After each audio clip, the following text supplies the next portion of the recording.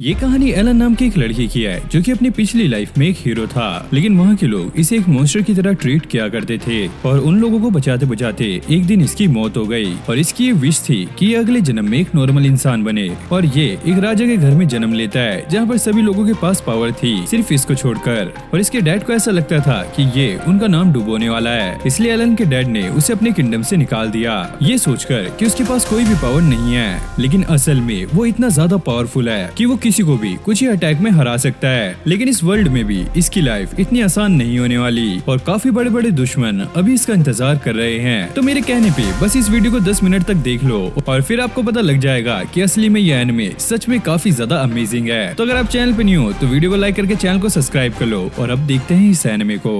एक हीरो जो कि काफी ज्यादा पावरफुल था और उसे अपने ही लोगों से धोखा मिला और इसकी पावर इतनी ज्यादा थी कि आम इंसान इससे डरने लगे, लेकिन फिर भी ये उन्हें बचाया करता था और ऐसे ही उन्हें बचाते हुए एक दिन इसकी जान चली गई। और जब ये गॉड के सामने आया तो इसने उनसे एक विश मांगी, मुझे अपने अगले जन्म में एक नॉर्मल लाइफ चाहिए। और फिर हमारे मेन कैरेक्टर एलन की आंख खुल जाती है। उसका भाई उसे यहाँ पर बुलाने के लिए आया था, चलो तुम्हें डैड बुला रहे हैं, जो कि उसका छोटा भाई था। जाते हुए उससे ये कहने लगता है, तुम्हारी वजह से आज तक मुझे काफी दिक्कतें हुई हैं, लेकिन आज डैड तुम्हें नहीं छोड़ेंगे। अब एलन अपने फादर के सामने आ गया था। वो उससे कहते हैं, तुम्हें ड्यूकल हाउस में रहते हुए लगभग 15 साल से ज्यादा हो चुके हैं, लेकिन तुम्हारा पावर लेवल वो तो बस अभी तक एक ही है और तुम्हारी पावर स्टेटस भी वो भी बिल्कुल नॉर्मल है। और सबसे बुरी बात, तुम्हारे पास किसी भी तरीके की पावर नहीं है, जबकि गॉड ने इस दुनिया में सभी को पावर्स दी हैं, लेकिन पता नहीं क्यों तुम्हारे पास पावर नहीं है। और तुम जैसा बेवकूफ इस बात को अच्छे से समझ सकता है। एलन कहता है, मैं इस बात को अच्छे से समझ सकता हूँ। उसके डैड कहते हैं, तुम्हारी वजह से हमारी फैमिली की काफी ज्यादा बेइज्जती हो रही है, क्योंकि तुम हमारी फैमिली में सबसे बड़े बेटे हो और तुम्हारे पास किसी भी तरीके की पावर नहीं है, इसलिए मैं तुम्हें अपनी फैमिली से बाहर निकाल रहा हूँ। एलन बाहर खड़ा हुआ ये सोच रहा होता है, मैंने कभी नहीं सोचा था कि मैं एक ड्यूक के घर में जन्म लूंगा। और वो सोचता है उसकी पिछली लाइफ इतनी भी अच्छी नहीं थी, लेकिन अब वो फ्री है तो ये अपनी लाइफ को काफी अच्छे से जी सकता है। अब वो शहर से बाहर आ गया था और एक जंगल में बैठ के फिशिंग करने लगता है। और वो सोच रहा था, शायद इस दुनिया में मेरे से कोई नहीं डरेगा तो मैं आसानी से अपनी लाइफ को जी सकता हूँ। तभी एलन की नजर कुछ मॉन्स्टर्स पे पड़ती है जो कि इंसानों पे अटैक कर रहे थे और वहाँ की सिचुएशन काफी ज्यादा खराब हो चुकी थी। तभी हम एक नाइट को देखते हैं जिसका नाम बैट्रिस था और ये वहाँ पर उन मॉन्स्टर से फाइट कर रही थी और ये उन मॉन्स्टर पे अटैक तो करती है, लेकिन ये मॉन्स्टर दोबारा से जुड़ रहे थे। बैट्रिस अब ये सोचने लगती है कि वो प्रिंसेस रिस को कैसे बचाएगी, इसलिए वो प्रिंसेस को वहाँ से जाने के लिए कहती है, लेकिन रिस बैट्रिस की बात नहीं मानती। एलन रिस को देखकर ये याद करने लगता है कि वो पहले भी उससे कहीं मिल चुका है और तब उसे याद आता है वो एक पार्टी में उससे मिला था और उस पार्टी में सभी लोग एलन के ही बारे में बात कर रहे थे। वो लड़का एक फेलियर है और उसी की वजह से वेस्टफेल्ड फैमिली का नाम खराब हो रहा है। और रिस भी वहीं पर थी जो कि सबको शांत रहने के लिए कहती है, एलन फेलियर नहीं है, वो काफी ज्यादा अच्छा है। इधर एलन डिसाइड करता है क्या वो प्रिंसेस रिस को बचा कर रहेगा और इधर एक मॉन्स्टर ने बैट्रिस पे अटैक कर दिया था जिससे वो घायल हो गई थी। रिस उसे देखकर काफी ज्यादा चिंता करने लगती है। अब एलन अपनी पावर का इस्तेमाल करके तेजी से प्रिंसेस की तरफ जाने लगता है और यहाँ पर एक मॉन्स्टर प्रिंसेस पे अटैक करने ही वाला था। प्रिंसेस तेजी से एलन का नाम चिल्लाती है और तभी अचानक एलन आकर उस मॉन्स्टर को पकड़ लेता है। रिस एलन को यहाँ पर देखकर काफी ज्यादा शॉक होती है, तुम यहाँ पर क्या कर रहे हो? एलन कहता है, हम इसके बारे में बाद में बात करेंगे, पहले मैं इनसे निपट लेता हूँ। अब एलन अपनी डिवाइन आइज पावर का इस्तेमाल करता है जिससे उसे सारे मॉन्स्टर्स के सोर्स दिखने लगते हैं, जिसके बाद वो अपनी 100 सोर्ड टेक्निक का इस्तेमाल करके सभी मॉन्स्टर को यहीं पे खत्म कर देता है। बैट्रिस रिस से माफी मांगने लगती है, मुझे माफ करना, मैं आपको प्रोटेक्ट नहीं कर पाई। और रिस ये देखकर इमोशनल होने लगती है। तभी एलन बैट्रिस के पास आता है और उसे अपनी हीलिंग पावर से ठीक कर देता है, जिसके बाद बैट्रिस अब पूरी तरीके से ठीक हो गई थी। ये लड़कियां ये देखकर काफी ज्यादा शॉक थी कि एलन ने ये कैसे किया। एलन सोचता है, मैं इन्हें अपनी पास्ट लाइफ के बारे में नहीं बता सकता कि वहाँ पर मैं एक हीरो था और मेरे पास वहाँ पे जो जो पावर्स थी वो पावर्स मेरे पास इस लाइफ में भी हैं। बैट्रिस कहती है, शायद गॉड ने इसे हीलिंग मैजिक की पावर दी होगी जिसके बारे में किसी को भी नहीं पता होगा। एलन उसकी बात करते हुए रिस से पूछता है, तुम यहाँ पर क्या कर रही हो? तुम तो एक प्रिंसेस हो, तुम्हें तो कासिल में होना चाहिए। रिस बताती है, कुछ टाइम पहले उसे एक इन्फॉर्मेशन मिली थी कि कंट्री को बचाने के लिए उसकी जरूरत है, इसलिए वो बैट्रिस के साथ कोलम विलेज जा रही थी क्योंकि ये इन्फॉर्मेशन उसे वहीं से मिली थी। और फिर वो एलन से पूछती है, तुम यहाँ पर क्या कर रहे हो? एलन कहता है, क्यों ना हमें कैरेज में बैठ के बात करनी चाहिए। रिस कहती है, वो पूरी तरीके से टूट चुका है, लेकिन एलन अपने मैजिक से उसे पूरी तरीके से ठीक कर देता है। ये देखकर वो लड़कियां काफी ज्यादा शॉक थी। जिसके बाद ये लोग कैरेज में बैठ के उस विलेज की तरफ जाने लगते हैं। रिस एलन से ये पूछ रही थी, तुम्हें वेस्टलाइफ फैमिली से क्यों निकाला गया? एलन कहता है, क्योंकि मेरे डैड को ऐसा लगता है कि मेरे पास कोई भी पावर नहीं है और मेरी वजह से हमारी पूरी फैमिली का नाम खराब हो रहा था। एलन रिस से कहता है, अगर किंगडम में सभी को ये पता लग गया कि मेरे पास ये पावर्स हैं, तो वो लोग मेरे पीछे पड़ जाएंगे। बेट्रिस कहती है, हाँ तुमने सही कहा, इसलिए हम तुम्हें तुम्हारे घर तक छोड़कर आएंगे। रिस इस पे मना करती है, मैं कंट्री के लिए अपने फ्रेंड को खतरे में नहीं डाल सकती, मैं इसकी मदद करूंगी ताकि ये एक अच्छी लाइफ जी सके। रिस की बात सुनकर एलन काफी ज्यादा खुश होता है। फिर अगले सीन में ये लोग कोलम विलेज में पहुंच गए थे और ये लोग यहाँ पर आके काफी ज्यादा शॉक थे क्योंकि इस विलेज में कोई भी इंसान नहीं था। रिस को ऐसा लगता है कि यहाँ पे किसी मॉन्स्टर ने हमला किया होगा। एलन कहता है, ऐसा बिल्कुल नहीं है, क्योंकि अगर ऐसा होता तो मुझे उनकी प्रेजेंस महसूस हो जाती। बेट्रिस कहती है, ये काफी ज्यादा अजीब नहीं है, जब से तुम हमारे साथ हो किसी भी मॉन्स्टर ने हम पे अटैक नहीं किया। रिस उसे ये कहने लगती है, ऐसा भी तो हो सकता है कि सारे मॉन्स्टर्स को हंटर्स ने मार दिया हो, या फिर ऐसा हो सकता है कि वो विलेज में आने से डरते हो। फिर उन्हें एक जगह पर काफी सारे लोग दिखते हैं। उन्हें ऐसा लगता है कि ये लोग यहाँ पर किसी काम से आए होंगे। तभी हम देखते हैं कि एक आदमी एक लड़की को अपने घर से बाहर निकाल रहा है और रिस इस लड़की को जानती है। इसका नाम अकीरा है। रिस उससे पूछती है, तुम यहाँ पर क्या कर रही हो? लेकिन अकीरा को रिस के बारे में कुछ भी याद नहीं था और वो रिस से कहती है, अरे तुम कौन हो और तुम्हें मेरा नाम कैसे पता? और रिस उस पर गुस्सा हो जाती है, अरे यार तुम तो वही हो जो मेरे पास आई थी और तुमने ही मुझे खतरे के बारे में बताया था। और अकीरा उससे माफी मांगती है। वो कहती है, दरअसल मुझे किसी का भी नाम याद नहीं रहता। इधर बेट्रिस एलन से ये पूछती है, क्या तुम्हें ब्रेवर के बारे में पता है? एलन कहता है, ये क्या चीज है, मुझे इसके बारे में कुछ नहीं पता।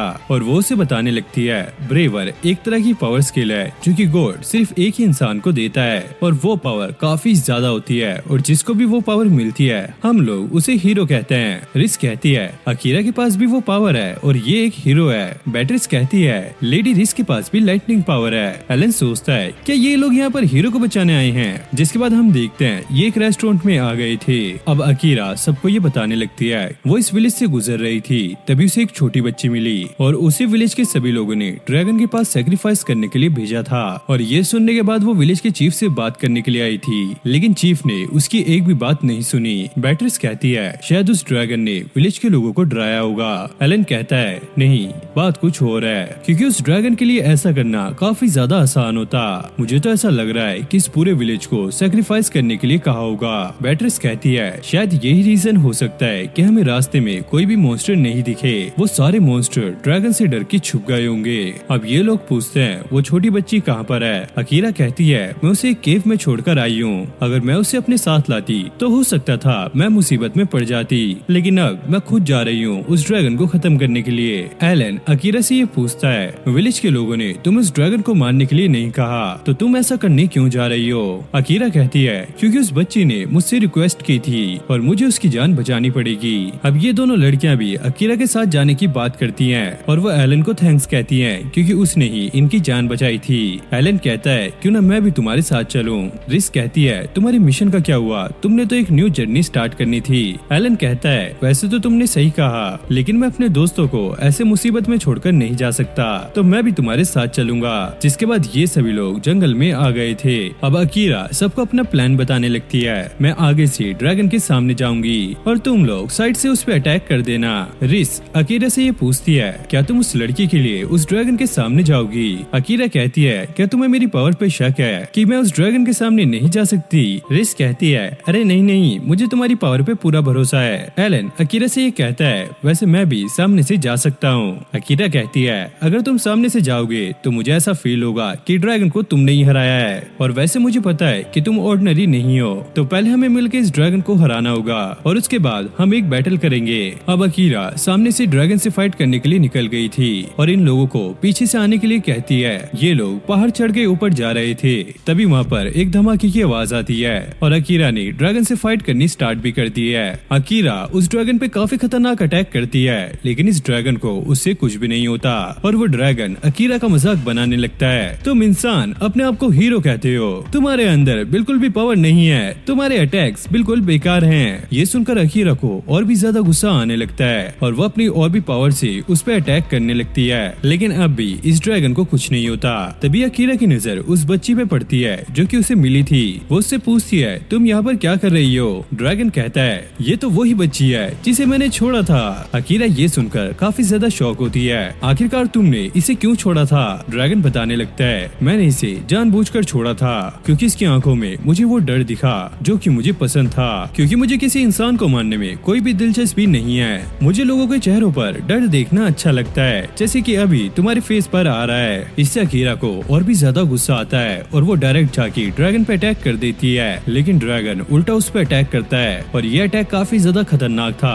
अकीरा इससे काफी दूर जाके गिरती है और उसकी हालत भी बहुत ज्यादा बुरी हो गई थी। अब ये ड्रैगन अकीरा को बस मारने ही वाला था, तभी एलन आकर उस ड्रैगन का पर काट देता है। ये देखकर वो ड्रैगन काफी ज्यादा शॉक होता है। तुमने ये कैसे किया? तुम तो एक मामूली इंसान हो। एलन कहता है तुम्हें ऐसा गलत लगता है और वो अपनी पावर का इस्तेमाल करके उस ड्रैगन के कोर को देख लेता है, लेकिन ड्रैगन फिर भी उसे उल्टा सीधा बोल रहा था तुम एक कमजोर इंसान हो, इससे ज्यादा कुछ नहीं। एलन प्रिंसेस की तरफ देखता है, उसकी आंखों में एलन को लेकर उम्मीद थी और वो समझ जाता है कि लोग मुझे पहले से ही उल्टा सीधा बोला करते थे, लेकिन एक प्रिंसेस ही थी जिसने मुझे समझाया है। और वो अपनी काफी खतरनाक पावर का इस्तेमाल करके उस ड्रैगन पे अटैक कर देता है और वो एक ही झटके में उस ड्रैगन को वहीं पे खत्म कर देता है। जिसके बाद यहाँ पे एक ब्लू कलर की बहुत तेज रोशनी निकलती है, जिससे आसमान में छाए काले बादल भी साफ हो जाते हैं। अब ड्रैगन मरते हुए ये कहता है आखिरकार इस लड़के ने मुझे हराया कैसे?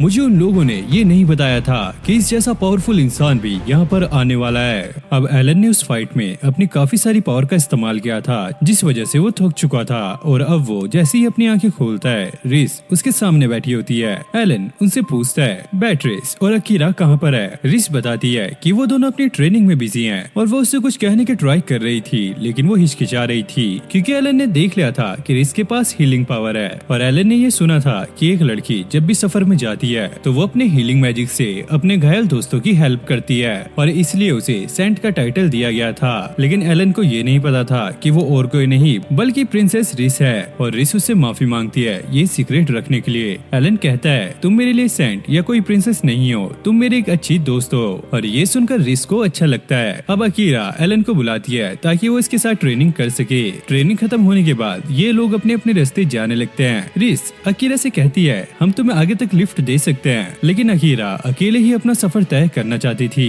और इस छोटी बच्ची को भी अकीरा से अटैचमेंट हो गई थी और अकीरा ने भी ये डिसाइड कर लिया था कि अब वो इस बच्ची का ध्यान रखेगी। लेकिन एक बात उसे अभी तक परेशान कर रही थी कि एक हीरो होकर भी वो एक ड्रैगन को नहीं हरा पाई, इसलिए वो एक हीरो कहलाने के लायक नहीं है और उसे ऐसा लगता है उसके पास जो डिवाइन स्वॉर्ड है वो एलन को दे देनी चाहिए। लेकिन एलन उसे लेने से मना करता है जरा उस छोटी बच्ची को देखो, उसके लिए तुम ही उसकी हीरो और तुम्हें उसका ध्यान रखना चाहिए। ये सुनकर अकीरा की आंख भर आती है। जैसे वो कुछ कहने वाली थी वो लोग यहाँ से जा चुके थे। फिर हम एलन के डैड को देखते हैं। उनका प्लान पूरी तरीके से फेल हो चुका है। उनका प्लान था रेड ड्रैगन का इस्तेमाल करके प्रिंसेस रिस और हीरो को मारने का, और ये बात सुनकर ब्रैड को भी काफी ज्यादा गुस्सा आने लगता है क्योंकि उसने रिस को मारने के लिए पहले काफी सारे मॉन्स्टर भेजे थे और अब ये रेड ड्रैगन भी इस प्लान में फेल हो चुका है। क्रोइक उससे कहता है अभी हमें शांत रहना चाहिए क्योंकि हमें नेक्स्ट प्लान के लिए कुछ मटेरियल चाहिए होगा। ब्रैड कहता है ऐसे तो प्रिंसेस और अकीरा दोनों ही हमारे हाथों से निकल जाएंगे।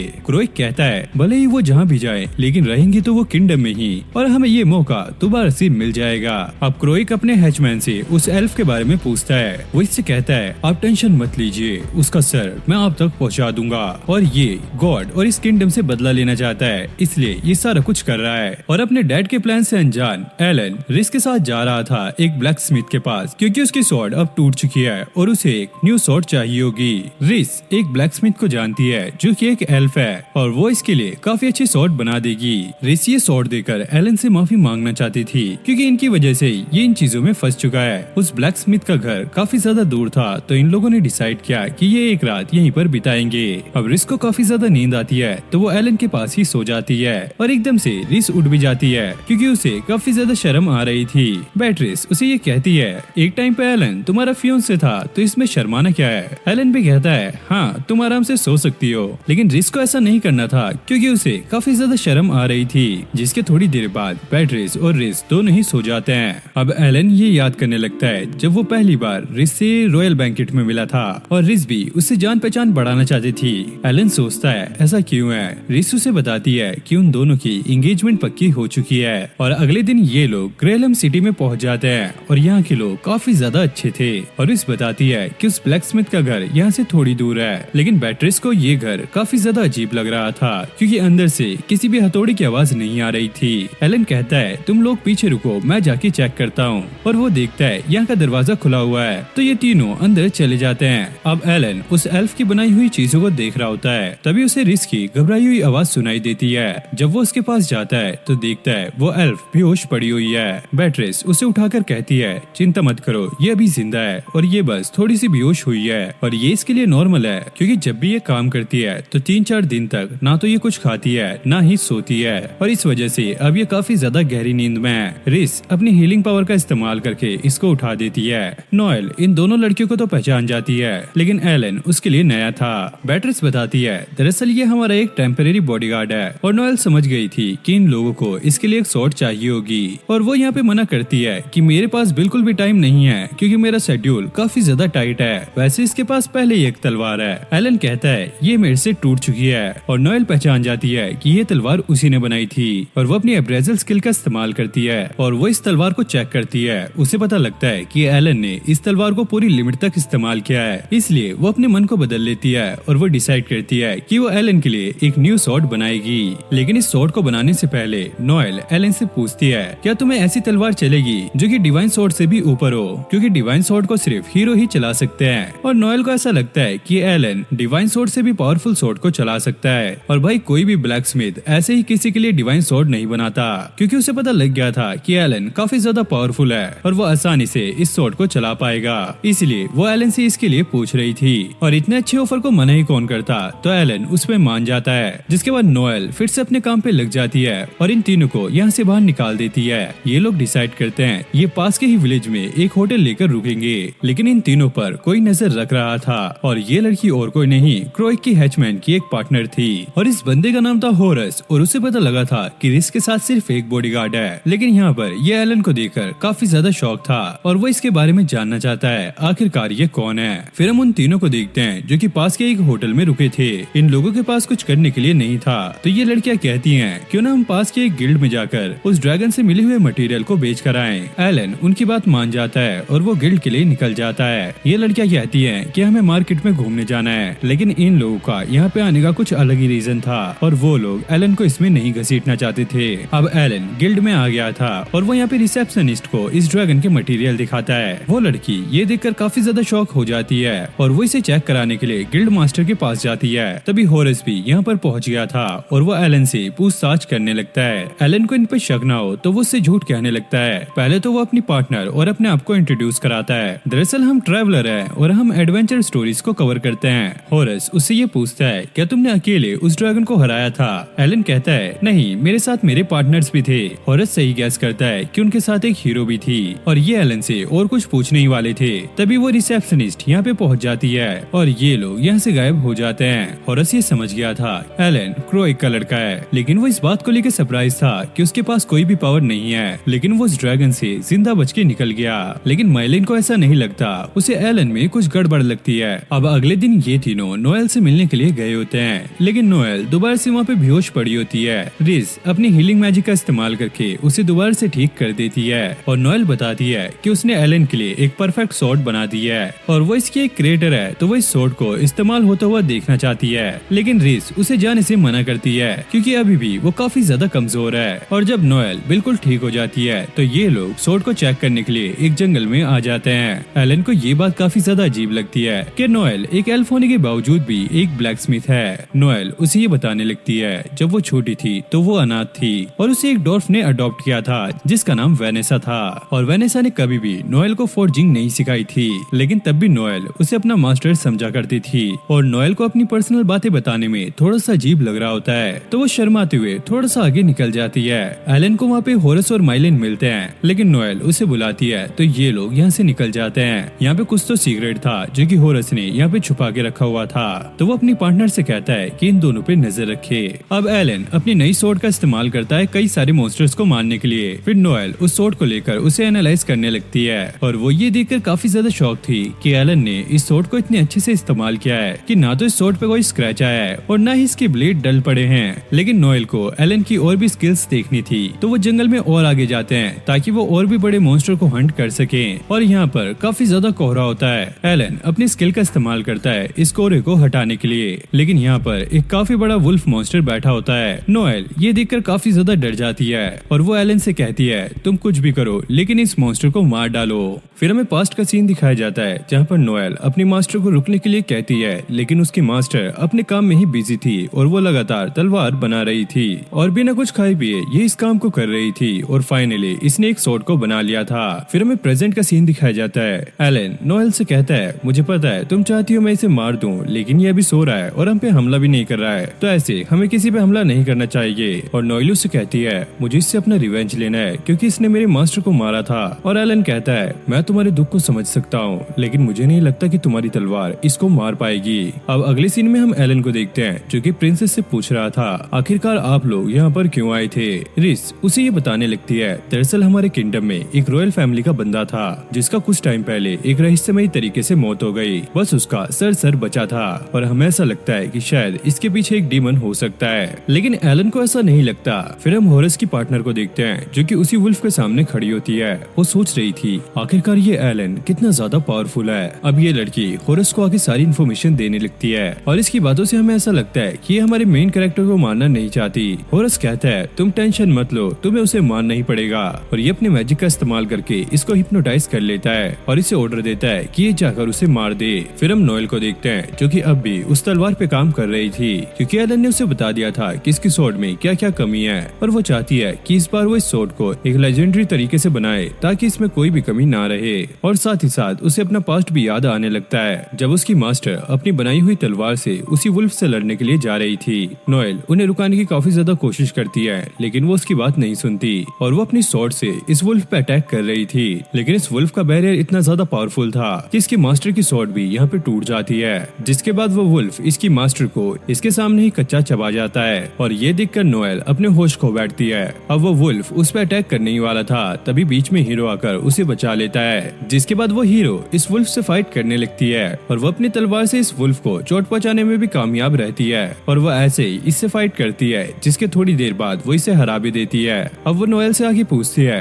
हे बच्चे क्या तुम ठीक हो, लेकिन नोएल बस एक ही बात कह रही थी आखिरकार कैसे मेरी मास्टर की स्वॉर्ड जिस पे उन्होंने बहुत ज्यादा काम किया था वो उस वुल्फ के सामने नहीं टिक पाई, लेकिन तुम्हारी स्वॉर्ड ने उसे हरा दिया, ये कैसे हुआ। हीरो से पूछती है क्या तुम ठीक हो, लेकिन नोएल उसे कोई भी जवाब नहीं देती। वो अपने आप में ही बात कर रही थी मैं एक ऐसी स्वॉर्ड बनाऊंगी जो कि बहुत ज्यादा पावरफुल होगी और कभी भी नहीं टूटेगी। फिर प्रेजेंट में हम नोएल को देखते हैं जिसने उस लेजेंडरी स्वॉर्ड को बना लिया था और अब वो स्वॉर्ड को लेकर जंगल की तरफ जा रही होती है और वो अपने मन में कहती है मुझे माफ करना इस स्वॉर्ड को ले जाने के लिए, और वो उस वुल्फ की तरफ बढ़ने लगती है। अब ये सीधा जाकर उस वुल्फ पे अटैक कर देती है, लेकिन ये वुल्फ यहाँ पर उड़ गया था और वो इसे दूर फेंक कर मारता है। इस तलवार को तो यहाँ पर कुछ नहीं होता, लेकिन ये लड़की थोड़ी सी घायल हो जाती है। अब ये वुल्फ उसकी तरफ बढ़ रहा था और हम देखते हैं कि उसके साथ एक बंदा भी है और ये और कोई नहीं बल्कि होरस था। वो नोएल से कहता है मुझे पता है कि तुम काफी ज्यादा पावरफुल हो, लेकिन मैं चाहता हूँ कि तुम हमारी टीम को ज्वाइन कर लो, और हाँ अगर तुम ऐसा नहीं करोगी तो ये वुल्फ तुम्हें खत्म कर देगा। नोएल ये सुनकर उससे कहती है तुम अपना मुंह बंद रखो, मैं तुम्हारी टीम में नहीं आने वाली, मुझे पता है तुम मेरी पावर का गलत इस्तेमाल करोगे और हाँ मैं अपनी मास्टर का बदला लेकर रहूंगी। होरस ये सुनकर कहता है तुमने गलत टाइम पे काफी गलत फैसला लिया है और अब तुम्हें मरना पड़ेगा, और वो अपने वुल्फ से इस पे अटैक कराने ही वाला था। तभी एलन वहाँ पर पहुँच जाता है और इस वुल्फ के सामने आकर खड़ा हो जाता है। होरस उसे देखकर कहता है ओ तो तुम भी यहाँ पर पहुँच गए, चलो ये भी अच्छा है क्योंकि तुम्हारी मौत भी यहीं लिखी है। पहले तो मुझे लग रहा था कि तुम कोई और हो, लेकिन मैं समझ गया कि तुम वही लड़के हो, और हाँ तुम मुझे देखने में काफी ज्यादा पावरफुल लग रहे हो। एलन उससे ये कहता है चलो ये तुम्हें पता लग गया है कि मैं पावरफुल हूँ, तो अब तुम भी यहाँ पर मरने वाले हो। होरस उससे कहता है तुमने यहाँ पर आकर काफी बड़ी गलती कर दी है क्योंकि तुम्हें याद होगा कि मेरी एक साथी भी थी और प्रिंसेस और उसकी नाइट अभी अकेली है, तो मेरी साथी उन्हें मारने के लिए चली गई है। एलन कहता है हाँ मुझे पता था कि तुम लोग ऐसा जरूर करोगे, तो मैंने पहले ही वहाँ पे जाल बिछा दिया है और अभी तक तो वो वहाँ पर फंस भी गई होगी और मेरे साथी उसे मार डालेंगे। इधर हम बैटरीज को देखते हैं जो कि उसी लड़की से फाइट कर रही थी। ये लड़की बैटरीज पे काफी ज्यादा भारी पड़ती है और उसे दूर फेंक कर मारती है। अब मौका देखकर ये प्रिंसेस को पकड़ लेती है और उसे मारने वाली होती है। प्रिंसेस कहती है, मैं तुम्हारी आंखों में देख सकती हूँ, तुम हमें मारना नहीं चाहती।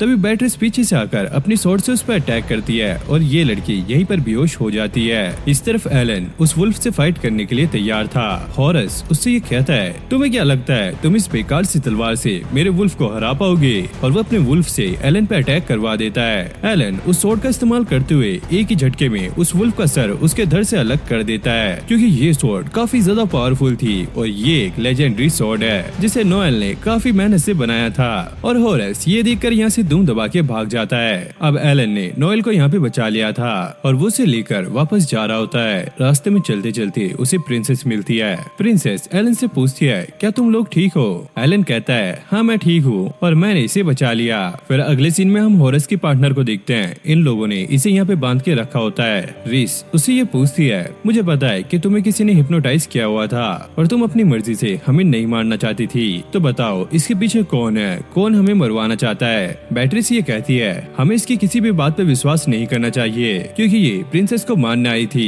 प्रिंसेस कहती है, नहीं मुझे ऐसा नहीं लगता, मैंने इसकी आंखों में देखा था, ये मुझे मारना नहीं चाहती थी। फिर हम साइड में नोएल को देखते हैं जो कि इनकी सारी बातें सुन रही थी और फिर उसे अपना पास्ट याद आने लगता है कि जब वो छोटी थी तो उसकी मास्टर ने उसे गोद ले लिया था। तो वो इस लड़की के पास आकर कहती है, मैं इसे संभाल लूंगी, तुम इसे मेरे पे छोड़ दो और मैं इसे अडॉप्ट करना चाहती हूँ। और ये बात सुनकर वो लड़की काफी ज्यादा शौक होती है क्योंकि आज तक किसी ने उसके लिए ऐसा कुछ नहीं किया। नोएल कहती है कि मैं इसको अपने साथ रखूंगी और इसे काफी चीजें सिखाऊंगी, लेकिन बैट्रिस उसे ऐसा करने से मना करती है। नोएल कहती है, तुम टेंशन मत लो, मैं इसका ध्यान रखूंगी और अगर ये ऐसा वैसा कुछ करती है तो मैं इसे पनिशमेंट भी दूंगी। और एलन ये बात सुनकर इस पे एग्री हो जाता है और वो कहता है, चलो फाइनली अब ये सारा कुछ खत्म हुआ। अब एलन जंगल में आके अपनी स्वॉर्ड से प्रैक्टिस करने लगता है और इसके अटैक काफी ज्यादा पावरफुल थे। फिर हमें हॉरस को भी दिखाया जाता है जो कि एक जगह पर आकर बैठ गया था और वो सोचता है, मैंने वहाँ से भागकर काफी अच्छा काम किया, अगर मैं वहाँ पर कुछ देर और रुकता तो शायद मैं मारा जाता। और तभी उसे महसूस होता है कि उस पे किसी ने अटैक किया है, तो वो उससे बचने के लिए नीचे कूद जाता है। ये देखकर वो काफी ज्यादा शौक था कि आखिरकार उस पे किसने अटैक किया और ये अटैक इतनी दूर तक पहुंचा कैसे। तभी हम देखते हैं एक काफी बड़ा डीमन यहाँ पर पहुंच जाता है और उससे पूछता है, ओ तो तुम ही हो वो इंसान? जिसके बाद वो हॉरस को वहीं पर मार देता है। अब एलन भी इस अटैक की आवाज सुनकर उस जगह पर पहुंच गया था। वो देखता है यहाँ पे एक हेड पड़ी हुई है और ये हेड उसी बुड्ढे की होती है और अब वो डीमन एलन के डैड के पास पहुंच गया था। एलन का भाई उससे ये कहता है, तुमने उस बुड्ढे को मारकर काफी अच्छा काम किया, अगर हम उसे नहीं मारते तो वो हमारा सारा प्लान लोगों में बता देता और अब तुम्हारा नेक्स्ट मिशन ये है कि तुम्हें प्रिंसेस और उसके सारे साथियों को खत्म करना होगा।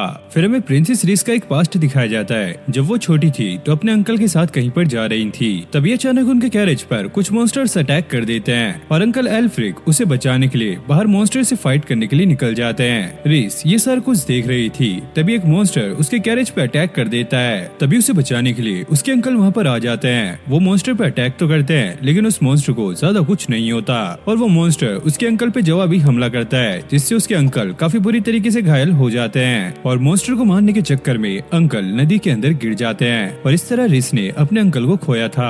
अब हम प्रेजेंट में इन तीनों को देखते हैं। ये एक गाँव में आए थे और यहाँ के लोग बहुत ज्यादा खुश थे और ये किसी चीज की तैयारी कर रहे थे। एलन एक बंदे से पूछता है, आखिरकार आज क्या है? वो बंदा कहता है, हम अपने पूर्वजों की आत्मा को बुलाने की तैयारी कर रहे हैं। एलन कहता है, आखिरकार ऐसा कौन करता है? बैट्रिस को ये चीज थोड़ी सी अजीब लगती है तो वो इसके लिए अलर्ट हो जाती है। ये लोग उसे बताने लगते हैं, अरे यार ये बिल्कुल भी अजीब नहीं है, ये तो हमारे एक तरह का फेस्टिवल है और इस फेस्टिवल में हम तो बस भूतिया कपड़े पहनते हैं और आग के सामने नाचते हैं। आप लोग इसे एक हैलोवीन फेस्टिवल मान सकते हो। रिस इन लोगों से पूछती है, क्या आपने यहाँ पर किसी सिल्वर आर्मर वाले बंदे को देखा है? क्योंकि इसने अफवाह सुनी थी कि उस बंदे को यहाँ पे देखा गया है, लेकिन बदकिस्मती से गाँव वाले ने इसके बारे में कुछ भी नहीं सुना था और रिस को ऐसा लगता है कि शायद ये एक अफवाह थी। तभी हम एक बंदे को देखते हैं जिसकी बॉडी मूवमेंट थोड़ी सी अजीब सी थी। एलन ये चीज नोटिस करता है और उसे ऐसा लगता है जरूर यहाँ पे कुछ गड़बड़ है, क्योंकि वो आने से पहले नोएल के पास गए थे और उसे उन्होंने सारा मैटर समझाया कि वो जनरल सीरियल के मर्डरर को ढूंढ रहे हैं, लेकिन अभी हमारे पास कोई क्लू नहीं है। बैट्रिस कहती है, अगर हमें छोटी सी भी चीज मिल जाए तो हम उससे उसका पता लगा सकते हैं। तभी नोएल को ये याद आता है कि उसके एक रेगुलर कस्टमर ने उसे ये बताया था, पास के ही एक गाँव में गोस्ट है जो की सिल्वर आर्मर पहन के रखता है और उसके ऊपर खून के काफी ज्यादा धब्बे हैं और शायद उस गोस्ट को रॉयल फैमिली से कुछ दुश्मनी है और ज्यादातर वो रात में सिर्फ कब्रिस्तान में ही दिखता है। तभी अचानक माइलन कुछ गिरा देती है और मैट्रेस उसकी आवाज सुनकर काफी ज्यादा डर जाती है। इससे हमें ये तो क्लियर हो गया था कि मैट्रेस को भूतों से काफी ज्यादा डर लगता है, लेकिन रेस ये क्लियर करती है कि वो गाँव में जाकर इस चीज का पता करेगी। एलन को ऐसा लगता है कि इसके पीछे शायद एक डीमन हो सकता है, क्योंकि वो ही मुर्दों को जिंदा कर सकता है। लेकिन माइलिन और रेस बैटरिस को भूतों की बातें बता के डराने लगती है और इसीलिए ये इन्वेस्टिगेट करने के लिए इस विलेज में आए होते हैं। अब ये लोग कब्रिस्तान में जा रहे थे और बैटरिस भी फुल फाइट के मोड में थी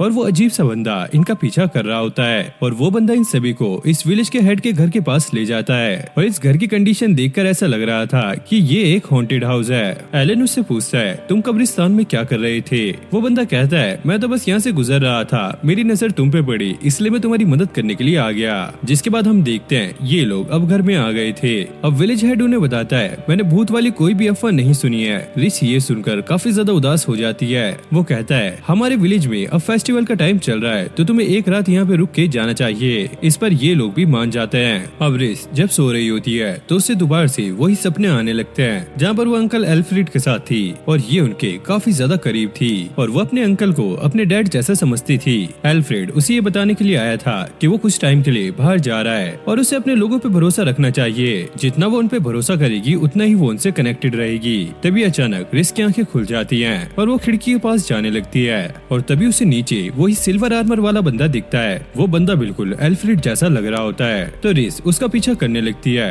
और वो अब कब्रिस्तान में भी पहुंच गई थी। लेकिन तभी अचानक यहाँ पे सारे मुर्दे खड़े होने लगते हैं और अब वो लिस पे अटैक कर रहे थे। लेकिन तभी एलन आकर उसे नींद से उठा देता है क्योंकि वो नींद में काफी ज्यादा चिल्ला रही थी। अब अगली सुबह ये फेस्टिवल स्टार्ट हो जाता है और गांव के सभी लोग गोस्ट वाली कॉस्ट्यूम पहन के तैयार हो गए थे।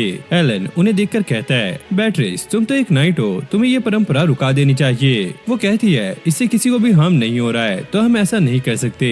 अब ये लोग बैठकर आराम से उन लोगों का डांस देख रहे होते हैं। तभी वो अजीब सा बंदा इनके पास आकर कहता है, यहाँ पर ऐसे बैठे मत रहो, इस फेस्टिवल को एंजॉय करो, जाओ वहाँ पर जाके डांस करो। रिस कहती है, मुझे अभी आराम करना है, तुम लोग जाके वहाँ पे डांस कर सकते हो। बैटरिस और एलन वहाँ के लिए निकल जाते हैं। तभी रिस को पीछे से उसके अंकल की आवाज आती है और वो उसे फॉलो करते करते जंगल में पहुँच गई थी। अब अंकल एल्फ्रेड उसके सामने खड़े होते हैं और वो उससे कहते हैं, जंगल में ऐसे रात में आना बिल्कुल भी खतरे से खाली नहीं है। रिस अपने अंकल को सामने देखकर काफी ज्यादा शॉक होती है और वो अपने अंकल से पूछती है, आप इतने टाइम से कहाँ पर थे? हमने आपको ढूंढने की काफी ज्यादा कोशिश की लेकिन आपकी बॉडी भी हमें नहीं मिली थी। एल्फ्रेड उसे ये बताने लगता है, मुझे रॉयल फैमिली से बदला लेना था इसलिए मैं अपने आप को छुपा कर रख रहा था। और वो आगे कहता है, तुम्हारा बड़ा भाई और तुम्हारे फादर तुम्हें मारना चाहते हैं। रिस के फादर उन सभी को टारगेट कर रहे थे जिनके पास इनबोर्न गिफ्ट्स हो, यानी कि स्पेशल पावर जो कि उन्हें जन्म के टाइम मिली थी, क्योंकि उनको ऐसा लगता है कि जिनके पास इनबोर्न पावर्स है वो पूरे किंगडम को खत्म कर सकते हैं। इसलिए रिस के फादर भी उसे मरवाना चाहते हैं क्योंकि उन्हें ऐसा लगता है कि इसके पास इनबोर्न गिफ्ट है। एल्फ्रेड कहता है कि मैं तुम्हें बचाना चाहता हूँ, तुम मेरी साइड आ जाओ। रिस कहती है, अगर मैं अपने फादर से बात करूंगी तो हो सकता है इसका कोई सोल्यूशन निकल जाए। और वो कहती है, एल्फ्रेड ने मुझसे कहा था मुझे अपने लोगों पे भरोसा करना चाहिए। ये सुनकर एल्फ्रेड उस पर अटैक कर देता है लेकिन तभी एलन आकर उसे बचा लेता है। एल्फ्रेड उसे देखकर कहता है, ये तो वही नल्ला बंदा है जो कि तुम्हारा एक्स फियोंसे था। एलन यहाँ पे कुछ नहीं सुनता और वो अपनी पावर का इस्तेमाल करके इसे उस चुंगल से आजाद करा देता है जो बंदा इसे कंट्रोल कर रहा था। रिस को समझ नहीं आता कि एलन ने यहाँ पर क्या किया। एल्फ्रेड ये बताने लगता है वो पहले ही मरा हुआ है और वो बताता है, दरअसल किंग रिस को नहीं मरवाना चाहते, जो उसे मरवाना चाहता है असल में वो डीमंस हैं। और हाँ, मेरी जो दुश्मनी है रॉयल फैमिली के साथ वो तो असल में है। एल्फ्रेड क्योंकि एक सेकंड बोर्न था तो उसके बड़े भाई को यहाँ पे किंग बनाया गया और काफी लोगों ने उनके बीच में दरार डालने की कोशिश की। तो एल्फ्रेड ने ये डिसाइड किया कि वो एक नाइट बनेगा ताकि वो अपने दम पर अपना नाम कमा सके। अब एल्फ्रेड के पास ज्यादा टाइम नहीं था तो वो एलन से दो रिक्वेस्ट करता है, पहला कि वो रिस का ध्यान रखे और दूसरा वो उससे फाइट करे क्योंकि वो देखना चाहता है कि एलन कितना ज्यादा पावरफुल है। और फाइनली एलन इस फाइट को जीत जाता है। उसके अंकल यहाँ पे ढेर हो गए थे और वो रिस से कहते हैं, तुम्हें उदास होने की जरूरत नहीं है, तुम्हें अपनी खुशियाँ ढूंढनी है। अब एलन विलेज चीफ से मिलने के लिए गया था और जब वो पहली बार इस विलेज में आया था तो उसे पहले ही पता लग गया था कि यहाँ के जितने भी गाँव वाले हैं वो सारे के सारे मुर्दे हैं और इनको विलेज चीफ ही कंट्रोल कर रहा है। और हाँ, विलेज चीफ एक डीमन है, इसका मतलब ये नहीं है कि वो बुरा हो। डीमन एलन से ये कहता है, तुम्हारी सोच काफी ज्यादा सिंपल है और वो अपने मुर्दों को बुलाकर एलन पे अटैक करवा रहा होता है ताकि वो एलन को भी अपनी आर्मी में ज्वाइन करवा सके। लेकिन एलन सभी मुर्दों को उसके जाल से छुड़वा देता है और साथ में उस डीमन को भी यहाँ पे मार देता है, जिसके बाद उसमें से उसे एक स्टोन मिलता है। अब वो डीमन एलन के डैड को आगे बताने लगता है कि वो इस बार भी इस प्लान में फेल हो चुके हैं, लेकिन उसके डैड कहते हैं कि हमारे प्लान में कोई भी बदलाव नहीं आने वाला, क्योंकि आर्क बिशप का सर अब हमारे हाथों में है। अब ये लोग फिर से नोएल के विलेज में जाने लगते हैं। एलन उस पत्थर को चेक कर रहा था और उसे पता लगता है इसके अंदर से जो एनर्जी आ रही है वो ब्रैड की है, यानी कि इसके भाई की। और हमें पता लगता है कि अंकल की बॉडी का सर ही उनकी असली बॉडी का हिस्सा था, और जिस जनरल का मर्डर हुआ था उसकी सिर्फ बॉडी मिली थी और सर गायब था। अब एलन को इसमें कुछ कनेक्शन लगने लगता है। तभी प्रिंसेस रिस को एक मैसेज मिलता है, जनरल सिरिल अब वापस आ चुके हैं, लेकिन जो मर चुका है वो वापस कैसे आया। फिर हम एलन के पास्ट को देखते हैं। एलन का छोटा भाई था ब्रैड, जो कि हमेशा उससे चिढ़ता था। वो छोटी छोटी बातों पे उससे गुस्सा हो जाया करता था। उसे ऐसा लगता था कि उसका बड़ा भाई एलन उसे हमेशा नीचा दिखाता है, जैसे कि बाकी के लोग उसके साथ करते हैं, क्योंकि वो किसी भी काम में अच्छा नहीं था और उसे एक फेलियर के नाम से जाना जाता था। और एक दिन जब ब्रैड अपने फादर क्रोइक से मिलने के लिए जाता है, वो उससे कहते हैं, तुम चिंता मत करो, मैं सारे गॉड्स और इस किंगडम से बदला लेकर रहूंगा। ब्रैड को तब से ये लगने लगा कि वही सिर्फ एक अकेला है जो कि यहाँ पे राज कर सकता है, और वो अपने फादर के प्लान में उनकी मदद करने लगा।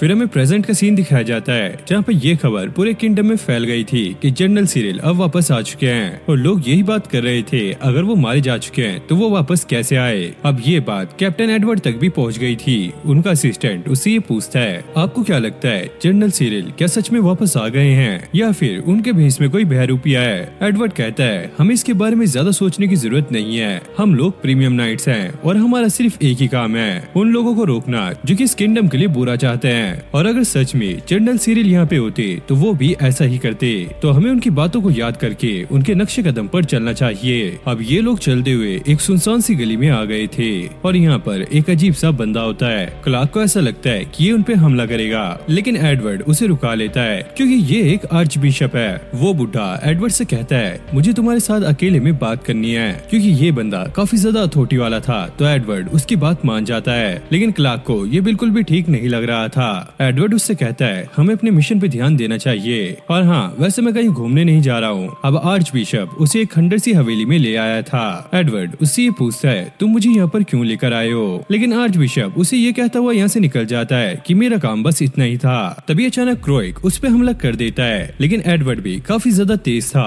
तो वो आसानी से उसके हमलों को रोक लेता है। और एडवर्ड क्रोइक को पहले से जानता था, और ये लास्ट टाइम तब मिले थे जब क्रोइक की बीवी का फ्यूनरल था। एडवर्ड क्रोइक से ये पूछता है, तुम्हारा यहाँ आने का मकसद क्या है। क्रोइक कहता है, आर्च बिशप पहले ही मेरे चुंगल में है, और इतना कहते ही वो उस पर अटैक कर देता है। अब एडवर्ड ये समझ जाता है कि सच में क्रोइक ने कुछ किया होगा। क्रोइक अपनी बीवी की मौत याद करने लगता है, और वो कहता है उसे इस दुनिया की जरूरत नहीं है। अब ब्रैड को भी वो टाइम याद आने लगता है जब उसने अपनी माँ को मरा हुआ देखा था। क्योंकि वो काफी ज्यादा छोटा था तो उसको समझ नहीं आया था कि उसकी माँ सो क्यों रही है। एलन ने उसे बताया था कि उसकी माँ अब मर चुकी है, क्योंकि ब्रैड एक फेलियर था और अब उसने अपनी माँ को भी खो दिया था। तो वो अपने भाई से पूछता है, ये फेलियर क्या होता है। एलन उसे इस बात पे ना ध्यान देने के लिए कहता है, क्योंकि लोग ऐसे ही फालतू के कमेंट करते रहते हैं। लेकिन ब्रैड एलन की बात पे ध्यान नहीं देता, क्योंकि उसके फादर भी उसे एक फेलियर मानते थे। और उसके बाद ब्रैड का लेवल अब एलन से पहले हो गया, और ब्रैड खुद एलन को एक फेलियर मानने लगा। लेकिन ब्रैड एक दिन एलन से ये पूछ लेता है, क्या तुम्हें गुस्सा नहीं आता कि लोग तुम्हें फेलियर कहते हैं। लेकिन एलन को किसी की भी बात से कोई भी फर्क नहीं पड़ता था। फिर हम प्रेजेंट का सीन देखते हैं। तभी अचानक इसके पास एक बंदा आता है और वो इसे बताने लगता है कि हमारा प्लान बिल्कुल वैसा ही चल रहा है जैसे हमने सोचा था। और ब्रैड तुम्हारी साइड का प्लान कैसे चल रहा है। ब्रैड उसे ये बताने लगता है, हमने आर्च बिशप को कंट्रोल कर लिया है, और उसकी मदद से हमने एडवर्ड को भी अपने झांसे में ले लिया है। लेकिन एडवर्ड का जो गिफ्ट है वो यहाँ पे काफी बड़ी प्रॉब्लम बन रहा है, क्योंकि उसके पास ऐसी पावर है कि वो किसी की भी पावर को कैंसिल कर सकता है। ब्रैड कहता है, इस बात की टेंशन मत लो, मेरे फादर उसे संभाल लेंगे, और अगर वो इसमें फेल हुए तो मैं अपनी एबिलिटी का इस्तेमाल करके उसे भी अपने कब्जे में ले लूंगा। तभी एक बंदा आकर उसे ये बताने लगता है कि हीरो अब वापस आ चुकी है, तो हमें अपने प्लान को स्टार्ट कर देना चाहिए। तभी पहले वाला बंदा ये कहता है, मैं तुम्हारी इस प्लान में हेल्प कर रहा हूँ, लेकिन इस वजह से कोई भी दिक्कत नहीं होनी चाहिए। अब अकीरा उस बच्ची के साथ यहाँ पर आ गई थी, और वो यहाँ पर रहने का सोच रही थी, लेकिन उसे सेंस होता है कि कोई उन पे नजर रख रहा है, तो वो उस बच्ची को लेकर एक सुनसान इलाके में आ जाती है। अब अकीरा उन लोगों को बाहर बुलाती है, क्योंकि उसे पता था ये लोग उसका पीछा कर रहे हैं, और ये लोग यहाँ पे अकीरा को मारने के लिए आए थे। क्योंकि अकीरा एक हीरो है तो ये चारों मिलकर भी उसे नहीं मार पाएंगे, तो वो इसलिए एक स्पेल का इस्तेमाल करने लगता है, जिससे इस बच्ची को प्रॉब्लम होने लगती है। अब डीमंस अकीरा से ये कहने लगते हैं, तुम इस लड़की को जिस गांव से लेकर आई हो वहाँ पर सभी लोगों की बॉडी पर एक मैजिक मार्क है और ये मैजिक मार्क उनकी लाइफ को इस्तेमाल करके उन्हें एक बॉम्ब बना देता है और जैसे ही आग इस लड़की को छुएगी वो फट जाएगी। लेकिन अकीरा डिसाइड करती है कि वो इस लड़की को नहीं छोड़ेगी और डीमंस उन पे अटैक कर देते हैं। तभी यहाँ पे सीन कट होता है और हम क्लार्क को देखते हैं। तभी उसके सामने भी एक मिस्टीरियस सा बंदा आ जाता है और क्लार्क अपने सोल्जर्स को उस पर अटैक करने से रुकाता है क्योंकि उसे पहले ही सेंस हो गया था कि ये सामने वाला बंदा काफी ज्यादा ताकतवर है। वो बंदा क्लार्क से ये कहता है, मैं तुम्हें यहाँ पे हार्म पहुँचाने नहीं आया हूँ, मैं बस तुम्हें यहाँ पे दुनिया की रियलिटी बताने के लिए आया हूँ। फिर हम जनरल सिरिल और बिशप को देखते हैं जिन्हें ब्रैड कंट्रोल कर रहा होता है। बिशप सबसे ये कहने लगता है, गॉड हमसे झूठ बोल रहे हैं, जो भी उन्होंने इंसानों को पावर्स दी है वो असल में कोई गिफ्ट नहीं है। अब सिरिल सबको ये समझाने लगता है, मान लो तुम कुछ और बनना चाहते थे लेकिन गॉड की गिफ्ट की वजह से तुम वो नहीं बन पाए, इस वजह से ये कोई गिफ्ट नहीं है, तुम एक गॉड की कठपुतली बन गए हो, तो तुम्हें ना चाहकर भी वो चीज करनी पड़ रही है जिसके लिए तुम नहीं बने हो। बिशप सबसे ये कहता है, गॉड के चंगुल से बचने का भी एक रास्ता है, लेकिन पब्लिक को तो ये पता था कि गिफ्ट एक काफी पावरफुल एबिलिटी है जिससे किंगडम को बचाने में काफी ज्यादा हेल्प होती है। तो पब्लिक का डाउट क्लियर करने के लिए जनरल सिरिल ब्रैड को आगे बुलाता है। ब्रैड अपनी पावर का इस्तेमाल करके यहाँ पे एक मॉन्स्टर को बनाता है। जनरल सिरिल सबको ये बताने लगता है, इस मॉन्स्टर के अंदर 10,000 सोल्जर जितनी पावर है, लेकिन ये सारे लोग ये सोच रहे थे ये ऐसे ही अपनी पावर को एक्सचेंज नहीं कर सकते।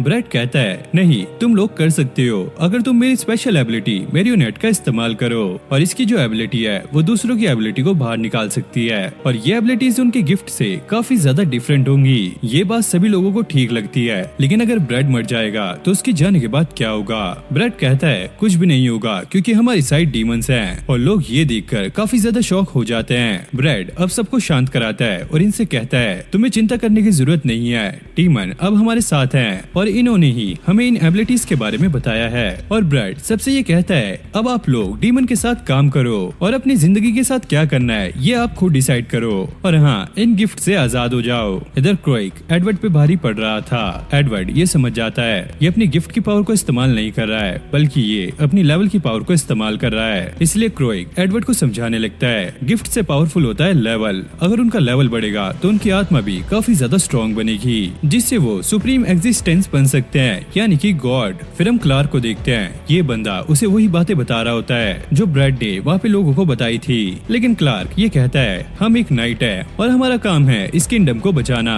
जिसके बाद ये बंदा एक एक करके सभी लोगों को मारने लगता है और जब ये डीमन उसे मारने ही वाला था तभी वहाँ पर बैटरिस पहुँच जाती है। अब यहाँ पे क्रोइक ने एडवर्ड को बिल्कुल हरा ही दिया था और वो उसे मारने वाला था, तभी अकीरा आकर उसे बचा लेती है और जब डीमंस ने अकीरा पे फायर से अटैक किया था तो इसके आसपास एक शील्ड बन गई थी जो कि अकीरा ने इसकी स्वॉर्ड में डाली थी ताकि वो किसी भी मुसीबत से बचती रहे। और ब्रैड को ऐसा लग रहा था कि उसका प्लान सही से काम कर रहा है, लेकिन तभी अचानक वहाँ पे एलन पहुँच जाता है। अब एलन अपनी जेब में से एक होलोग्राम डिवाइस निकालता है जिसमें मैट्रेस दिख रही थी और वो इसे सब पब्लिक को दिखाता है ताकि वो लोग इसकी बातें सुन सके।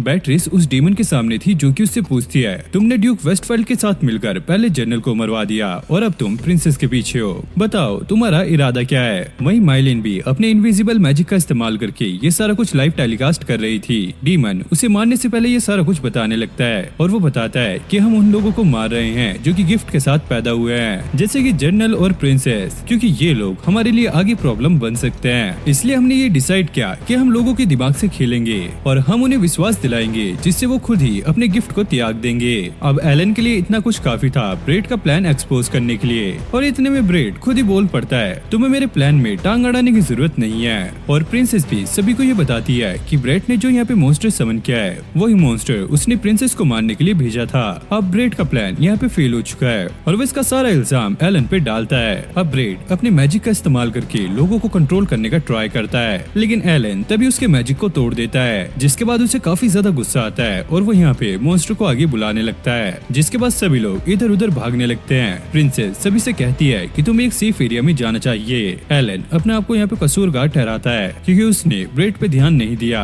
लेकिन उसने ब्रेड से ये जरूर कहा था अगर वो कोई गलत रास्ता चुनेगा तो ये उसे जरूर रोकेगा और अब वो टाइम आ चुका था। अब ब्रेड एलन पे अटैक कर देता है, लेकिन एलन उसकी स्ट्रिंग्स पकड़ के एक ही पंच में उसे सुला देता है। अब ब्रेड को रोकने के बाद यहाँ पे सारी चीजें अंडर कंट्रोल आ चुकी थी। एलन रिस को ये कहता है तुम्हें यहाँ पे सारा कुछ संभालना होगा क्योंकि मुझे अभी अपने डैड को रोकने जाना है। लेकिन लिस भी यहाँ पे काफी ज्यादा चिंता में होती है क्योंकि इस सिचुएशन से एलन की फीलिंग भी हर्ट हो सकती है। लेकिन एलन याद करता है कि उसके डैड ने उसे घर से निकाल दिया है और वो कहता है तुम चिंता मत करो, ऐसा कुछ नहीं होगा। यहाँ पे बैट्रिस उस डीमन से फाइट कर रही थी लेकिन ये डीमन उसका कुछ भी नहीं कर पाता क्योंकि मैट्रेस इनविजिबल होकर फाइट कर रही थी और डीमन को भी समझ आ गया था कि ये माइलिन की पावर का इस्तेमाल कर रही है और ये उसके सामने नहीं टिक पाएगा, तो वो यहाँ से भागने लगता है। लेकिन तभी माइलिन अपना डैगर उस पे फेंक के मारती है और बैट्रिस इसी चीज का फायदा उठाकर उसको वहीं पे मार डालती है। अब क्लार्क बैट्रिस से सारा कुछ पूछने के लिए आता है और वो उसे थैंक्स भी कहता है उनकी मदद करने के लिए। बैट्रिस कहती है अभी बात करने का टाइम नहीं है क्योंकि सारे डीमंस यहाँ पे अटैक करने वाले हैं, तो तुम्हें मेरी मदद करनी होगी। और नोएल भी अपने बहुत सारे वेपन्स के साथ वहाँ पर पहुँच गई थी। लेकिन इस प्लान का जो मास्टरमाइंड था वो बहुत ही अलग सी पावर को रेडिएट कर रहा था। अब एडवर्ड और अकीरा मिलकर उसे हराने की ट्राई करते हैं लेकिन वो इसमें नाकामयाब रहते हैं। एडवर्ड अकीरा को बताने लगता है कि क्रैग के पास एक ऐसी एबिलिटी है जिससे वो फ्यूचर देख सकता है, लेकिन इस स्किल का इस्तेमाल करने के लिए बहुत सारा कंसंट्रेशन चाहिए होगा जो कि वो इस फाइट में इस्तेमाल नहीं कर सकता।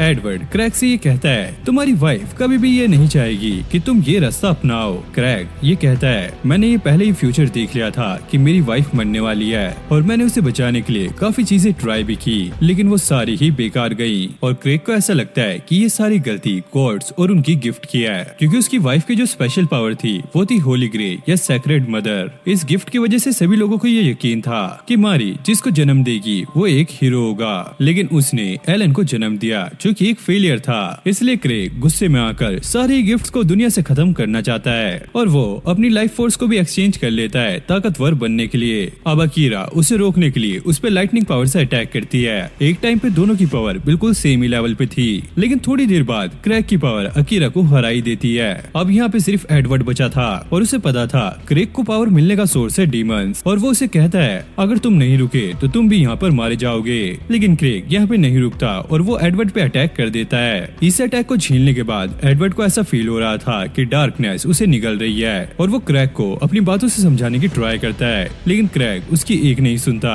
और वो उसे वहीं पर मार डालता है। अब अगली बारी थी अकीरा की और वो अकीरा पे भी अटैक कर देता है लेकिन तभी एलन आकर उसे बचा लेता है। क्रेग ये देखकर हंसने लगता है कि उसका नाकाम बेटा उसे रोकने के लिए आ गया है। अब वो एलन पे भी काफी खतरनाक अटैक कर देता है लेकिन एलन उसके अटैक को काफी आसानी से रुका लेता है। क्रेग उससे ये पूछता है आखिरकार तुम हो कौन? एलन कहता है तुम मुझे पहले से ही जानते हो, मैं और कोई नहीं बल्कि एक फेलियर हूँ, लेकिन इसके बावजूद भी मैं अपने लोगों को छोड़ना नहीं चाहता और मेरी माँ भी ऐसा नहीं चाहेगी। क्रेग ये सुनकर और भी ज्यादा गुस्से में आ जाता है और वो एलन से कहता है मारियल का नाम तुम अपनी जुबान से कभी मत लेना।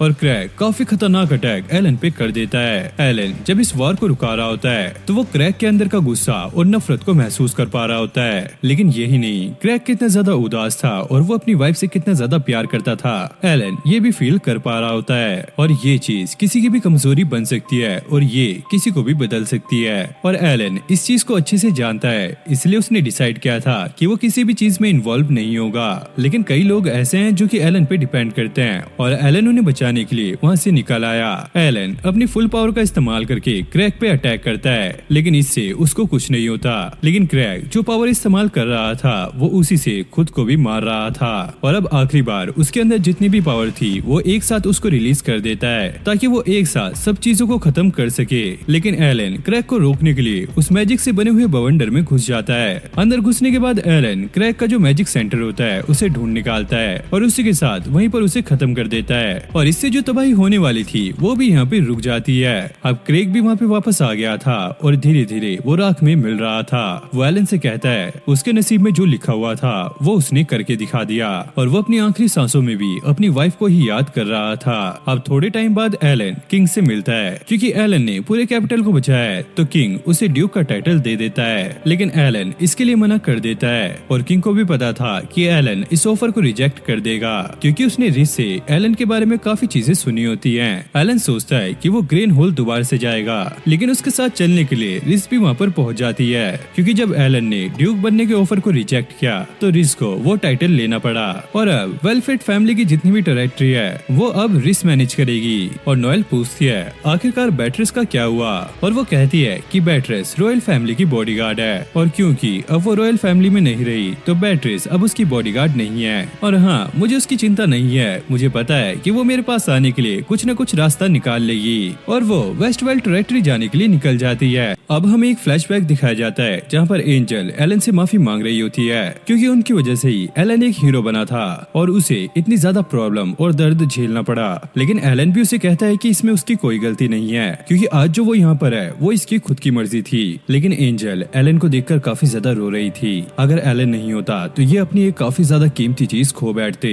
अब एलन की आंख खुल जाती है और एलन ने जैसे विश मांगी थी कि उसे एक पीसफुल लाइफ चाहिए तो अब वो वैसे ही लाइफ जी रहा है। और रिस ने एलन के लिए ब्रेकफास्ट भी बना लिया था लेकिन बाकी की दोनों लड़कियां अभी भी सो रही थी। जैसे ही उनका नाम लेता है वो दोनों नीचे आ जाती हैं। लेकिन भाई नोएल अपने नाइट सूट में यहाँ पर आ गई थी। एलन कहता है अरे यार जाओ अपने पूरे कपड़े पहन के आओ। लेकिन नोएल यहाँ पे बिल्कुल भी एम्बेरस नहीं थी क्योंकि नोएल ने उसे इससे भी ज्यादा फ्लैशी हालत में देखा है। इतना सुनते ही रिस एलन का गला पकड़ लेती है। बताओ बताओ तुमने क्या देखा बताओ। और जब उसका गुस्सा शांत होता है एलन उसे बताने लगता है अरे यार ऐसा कुछ भी नहीं था, वो तो एक एक्सीडेंट था। अब नोएल एलन को ये याद दिलाती है कि उसने उससे प्रॉमिस किया था कि आज वो उसकी न्यू स्वॉर्ड को टेस्ट करेगा। वहीं रिस भी एलन से ये कहती है कि उसने उससे प्रॉमिस किया था कि आज वो उसके पेपर वर्क में हेल्प करेगा। और माइलन भी पीछे नहीं हटती, वो एलन को याद दिलाती है कि तुमने मुझसे प्रॉमिस किया था कि आज के दिन हम दोनों चिल करेंगे। लेकिन एलन को खुद ही ये याद नहीं था कि उसने इतने सारे प्रॉमिस कब किए। तभी गिल्ड से रिसेप्शनिस्ट भी एलन के लिए काफी सारा काम लेकर आ जाती है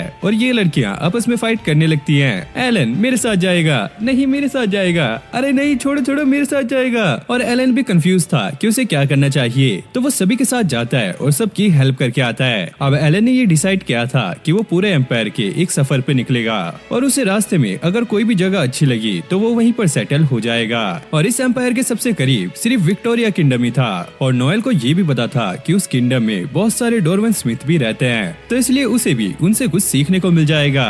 एलन कहता है लेकिन मैंने तो ऐसा बोला ही नहीं कि मैं तुम्हें अपने साथ लेकर जाऊंगा। नोएल उस पे गुस्सा हो जाती है, अरे तुम्हारा क्या घट जाएगा अगर मैं भी तुम्हारे साथ चल लूंगी, और वैसे भी अगर तुम्हारे साथ एक दो लोग और जा रहे हैं तो तुम्हारा सफर तो आसान हो जाएगा।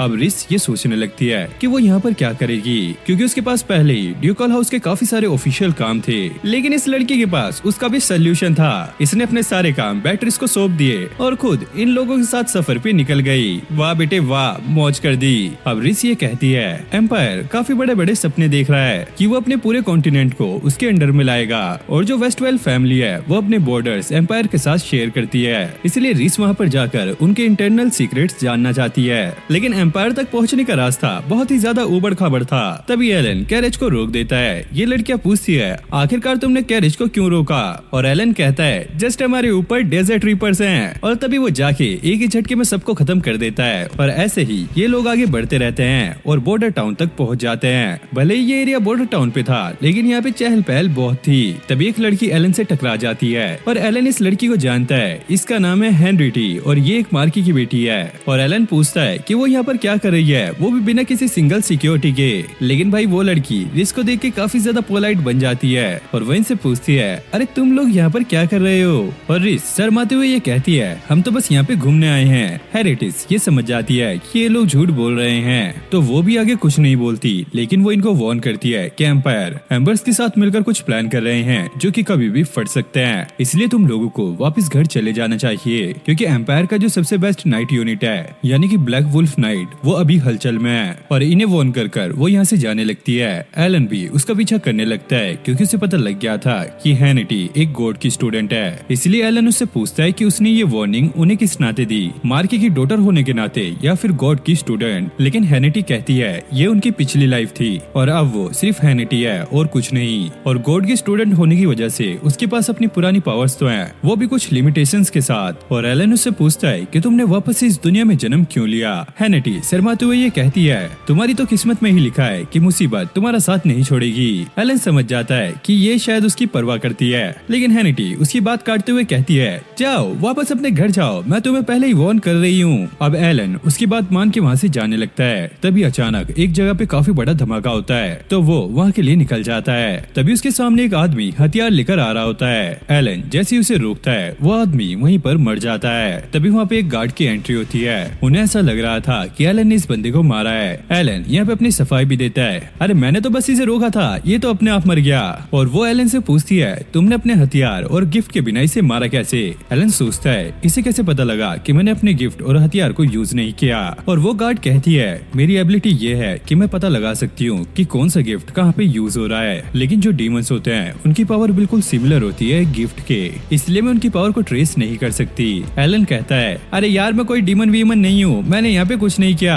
लेकिन भाई ये लड़की कहाँ मानने वाली थी, और जैसे ही वो एलन को पकड़ने जाती है, एलन एकदम से गायब हो जाता है और तभी वो अपने सारे गार्ड्स को ऑर्डर दे देती है कि सारे ही बॉर्डर को क्लोज कर दिया जाए। और एलन को जिसने बचाया होता है वो थी माइले। ये सारे लोग अंडरग्राउंड में आ गए थे और यहाँ पर हैनिटी भी थी। रिस ये बताने लगती है, जब तुम वापस नहीं आए थे तो हैनिटी हमारे पास आई थी और उसने माइले को कहा था कि एलन की मदद करे, और जो माइले थी वो एक कॉपी कैट थी, इसलिए उसकी पावर डीमन की पावर से काफी ज्यादा सिमिलर थी, इसलिए वो सोल्जर भी इसे नहीं पकड़ पाई। लेकिन इस इंसिडेंट की वजह से ये पूरा टाउन सील हो चुका है, यानी कि ये लोग अब थोड़े टाइम तक यहाँ से बाहर नहीं निकल सकते और इनके पास और कोई ऑप्शन भी नहीं था। तो हैनिटी इन्हें अपने घर में ले आती है, जहाँ पे एलन दोबारा सब साइलस से मिलता है और साइलस उसके घर का एक हेड बटलर रह चुका था। अब साइलस उसे ये बताने लगता है, जब क्रैक ने तुम्हें घर से निकाला था तो काफी सारे सर्वेंट्स ने भी अपनी जॉब छोड़ दी थी, तो तब हेनरिटी ने उन सभी को यहाँ पे जॉब दी थी। हेनरिटी इस घर में अकेली रहती है क्योंकि एक एक्सीडेंट में उसके माँ बाप चल बसे। लेकिन एलन इस सारी बातों को साइड में रखता है और हेनरिटी से पूछता है, आखिरकार यहाँ पे चल क्या रहा है। हेनरिटी उसे ये बताने लगती है, जो इस एम्पायर का किंग था वो 1 साल पहले मारा जा चुका है। और नोएल उससे पूछती है, क्या तुम कोई भी सीक्रेट इन्फॉर्मेशन हमारे साथ शेयर कर सकती हो। हेनरिटी को इन लोगों पे भरोसा था और वो इनसे ये भी कहती है, जब तक बाहर सब कुछ ठीक नहीं होता तब तक तुम मेरे घर में रह सकते हो। अब जब सारे लोग सो जाते हैं, हेनरिटी एलन के पास आती है। एलन को ऐसा लगता है कि ये सारा काम डीमंस ने किया है और हेनरिटी को भी ऐसा ही लगता है। अब एलन उससे ये पूछता है, आखिरकार तुम कब से मेरे ऊपर नजर रख रही थी, क्योंकि तुमने साइलस और बाकी सारे सर्वेंट्स को काफी परफेक्ट टाइम पे हायर किया था। वो कहती है, ऐसा कुछ नहीं है, ये तो बस एक तुक्का था। जिसके बाद वो यहाँ से निकल जाती है और वो एलन को ऐसे मुस्कुराता हुआ देख काफी ज्यादा खुश थी, क्योंकि पिछली लाइफ में एलन को सारे मॉन्स्टर की तरह ट्रीट किया करते थे। जबकि वो एक हीरो था तब भी लोग उसके साथ ऐसे ही बिहेव किया करते थे। तो हेनरिटी चाहती है कि इस लाइफ में एलन बिल्कुल खुश रहे और अपनी लाइफ को एंजॉय करे, और इसलिए वो बचपन से ही एलन पे नजर रखा करती थी। लेकिन उसे इस चीज का भी बुरा लगता है कि एलन की खुशी की वजह वो नहीं है। जैसे कि बाहर की सिचुएशन खराब चल रही है तो ये लोग अब कहीं भी नहीं जा सकते। तो नोएल घर में पड़ी पड़ी काफी ज्यादा बोर होने लगती है, क्योंकि उसे बाहर जाना है और डॉर्फ से मिलकर उसे तलवार बनाना सीखना है। और भाई वो घर में पड़ी पड़ी इतनी ज्यादा बोर होने लगती है कि वो हवा में ही अपनी स्वॉर्ड बनाने लगती है। एलन अब ये कहता है, वैसे ब्लैक वुल्फ नाइट तो मेरे पीछे पड़े हैं, अगर ये बाहर जाएगी तो इससे तो कोई दिक्कत नहीं होनी चाहिए। और हेनरिट उसकी बात सुनकर उसे बाहर जाने की परमिशन दे देती है और माइलिन को भी सिक्योरिटी के लिए उसके साथ भेजती है। अब बाहर जाके ये बहुत ज्यादा मौज मस्ती करते हैं, खाते पीते हैं। सभी लोग इन लोगों को देख रहे थे।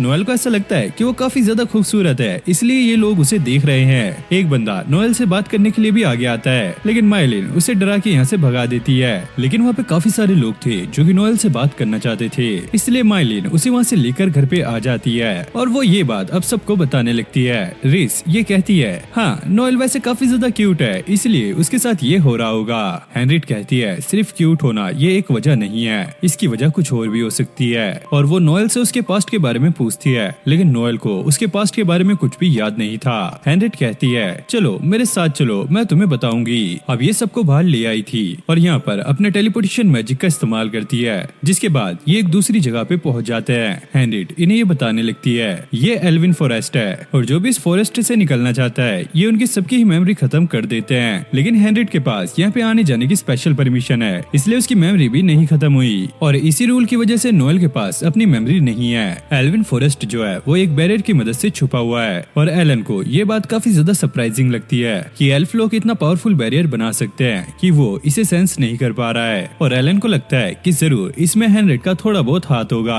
अब हेनरिट उन सभी को लेकर गांव की तरफ जा रही थी। नोएल जैसे जैसे आगे बढ़ रही थी उसे घर वाली फील आने लगती है। थोड़ी आगे जाने के बाद ये लोग देखते हैं कि काफी सारे एल्फ्स ने इन्हें घेर लिया है और ये सारे लोग आकर अपने घुटने पे बैठ जाते हैं। हेनरिट उन्हें ये बताने लगती है, ये लोग ऐसा इसलिए कर रहे हैं क्योंकि उनकी रूलर यानी कि नोएल यहाँ पे आ चुकी है। और एलन ये समझ गया था कि ये सारा कुछ आइस ऑफ फेरी सवेरन की वजह से है। और ये बात तो एलन को हॉरेस ने भी बताई थी कि उसके पास आइस ऑफ फेरी सोवरन है और ये आंखें सिर्फ एल्विन रॉयल फैमिली के पास होती है। इसका मतलब ये है कि नोएल एक प्रिंसेस है, लेकिन उसको छोड़ के जितनी भी एल्विन रॉयल्टी थी वो अब खत्म हो चुकी है। और जब तक रॉयल्टी नहीं थी तब तक पेर्सिबिल इनका ख्याल रख रहा था, इसलिए पेर्सिबिल सबकी तरफ से उनका वेलकम करता है। अब ये सारा कुछ एकदम से देखकर नोएल बिल्कुल भी कंफर्टेबल नहीं थी, इसलिए ये बंदा सबको गांव की तरफ ले जाने लगता है। अब ये गांव काफी ज्यादा खूबसूरत था। यहाँ पे दो ट्विंस आते हैं और ये नोएल के लिए कुछ खाने के लिए लाए थे। नोएल इनसे एक एक ले लेती है, इससे ये बच्चे भी काफी ज्यादा खुश होते हैं। लेकिन पेर्सिबिल इन बच्चों को यहाँ से जाने के लिए कहता है, साथ में उस बच्चे को भी जो कि पेड़ के पीछे छुपा हुआ था, और इस बच्चे का नाम था फिलिप। लेकिन वो बच्चा यहाँ पे गुस्सा होने लगता है क्योंकि उन दोनों बच्चों को नोएल से बात करने का मौका मिला, जबकि वो दोनों बच्चे बुरे थे। लेकिन पेर्सिबिल उसे गुस्सा करके रोक देता है, इसलिए फिलिप वहाँ से भाग जाता है। पेर्सिबिल जरूर कुछ न कुछ छुपा रहा है। अब दूसरी तरफ गार्ड कैप्टन लिजेट अपने घर से छुपते हुए निकलती है, लेकिन ओजोल्ट उसे देख लेता है। लिजेट उससे ये पूछती है, क्या तुम्हें एल्विन फॉरेस्ट का एंट्री पॉइंट मिला है? ओजोल्ट कहता है, मुझे अभी तक उसके बारे में पता नहीं लगा है। लिजेट कहती है, जब तुम पहले ही इतने ज्यादा खतरनाक लगोगे तो सारे एल्व्स तुमसे डर के भाग जाएंगे। ओजोल्ट कहता है, मुझे ये सारी बातें उस क्रिमिनल से नहीं सुननी जिसने एक टैबू तोड़ा हो और वो अपनी तलवार उस पर रख के कहती है, ऐसे मजाक तुम पे भारी पड़ सकता है। अब एल्विन फॉरेस्ट में सारे लोग यहाँ पे पार्टी कर रहे थे क्योंकि उनकी रूलर अब वापस आ चुकी है। पेर्सिबिल एलन को ये बता रहा होता है, एल्व्स अपने रूलर के बिना नहीं रह सकते क्योंकि वो लोग अपने रूलर के साथ ही ग्रो करते हैं। तो अगर उनका कोई रूलर ही नहीं होगा तो वो डेवलप नहीं कर पाएंगे और ना ही उनके बच्चे होंगे। और ऐसी सिचुएशन में हेनरिट ने हमारी हेल्प की थी। उसी ने हमें बताया था कि रॉयल फैमिली की एक लौती सर्वाइवर अभी बाहर की दुनिया में है। और यही नहीं, हेनरिट ने हमें बाहरी दुनिया के बारे में काफी कुछ सिखाया है और वो यहाँ पे काफी कुछ सामान लाया करती थी जिससे हमें बाहरी दुनिया के बारे में पता लगा। अब एलन पेर्सिबिल से उन बच्चों के बारे में पूछता है। पेर्सिबिल कहता है, वो जो दो बच्चे थे वो डीमन के बच्चे हैं। एलन कहता है, मुझे डीमन से कोई भी पर्सनल दुश्मनी नहीं है और वैसे सभी लोग डीमन से नफरत करते हैं, तो तुम उन बच्चों को यहाँ पे क्यों रहने दे रहे हो? और पेर्सिबिल ये बताने लगता है, दरअसल हेनरिट ही उन बच्चों को यहाँ पर लाई थी। गाँव के सभी लोगों ने उनका विरोध भी किया था, लेकिन हेनरिट ने उन्हें समझाया अगर वो इनके साथ रहेंगे तो इनकी काफी चीजें वो सीख सकते हैं। लेकिन अभी भी काफी सारे फिलिप जैसे लोग हैं जो कि डीमन को एक्सेप्ट नहीं कर रहे हैं। अब पार्टी खत्म हो चुकी थी और नोएल काफी ज्यादा थक गई थी। माइलन को ऐसा लगता है कि नोएल अब से यहीं पे रहा करेगी।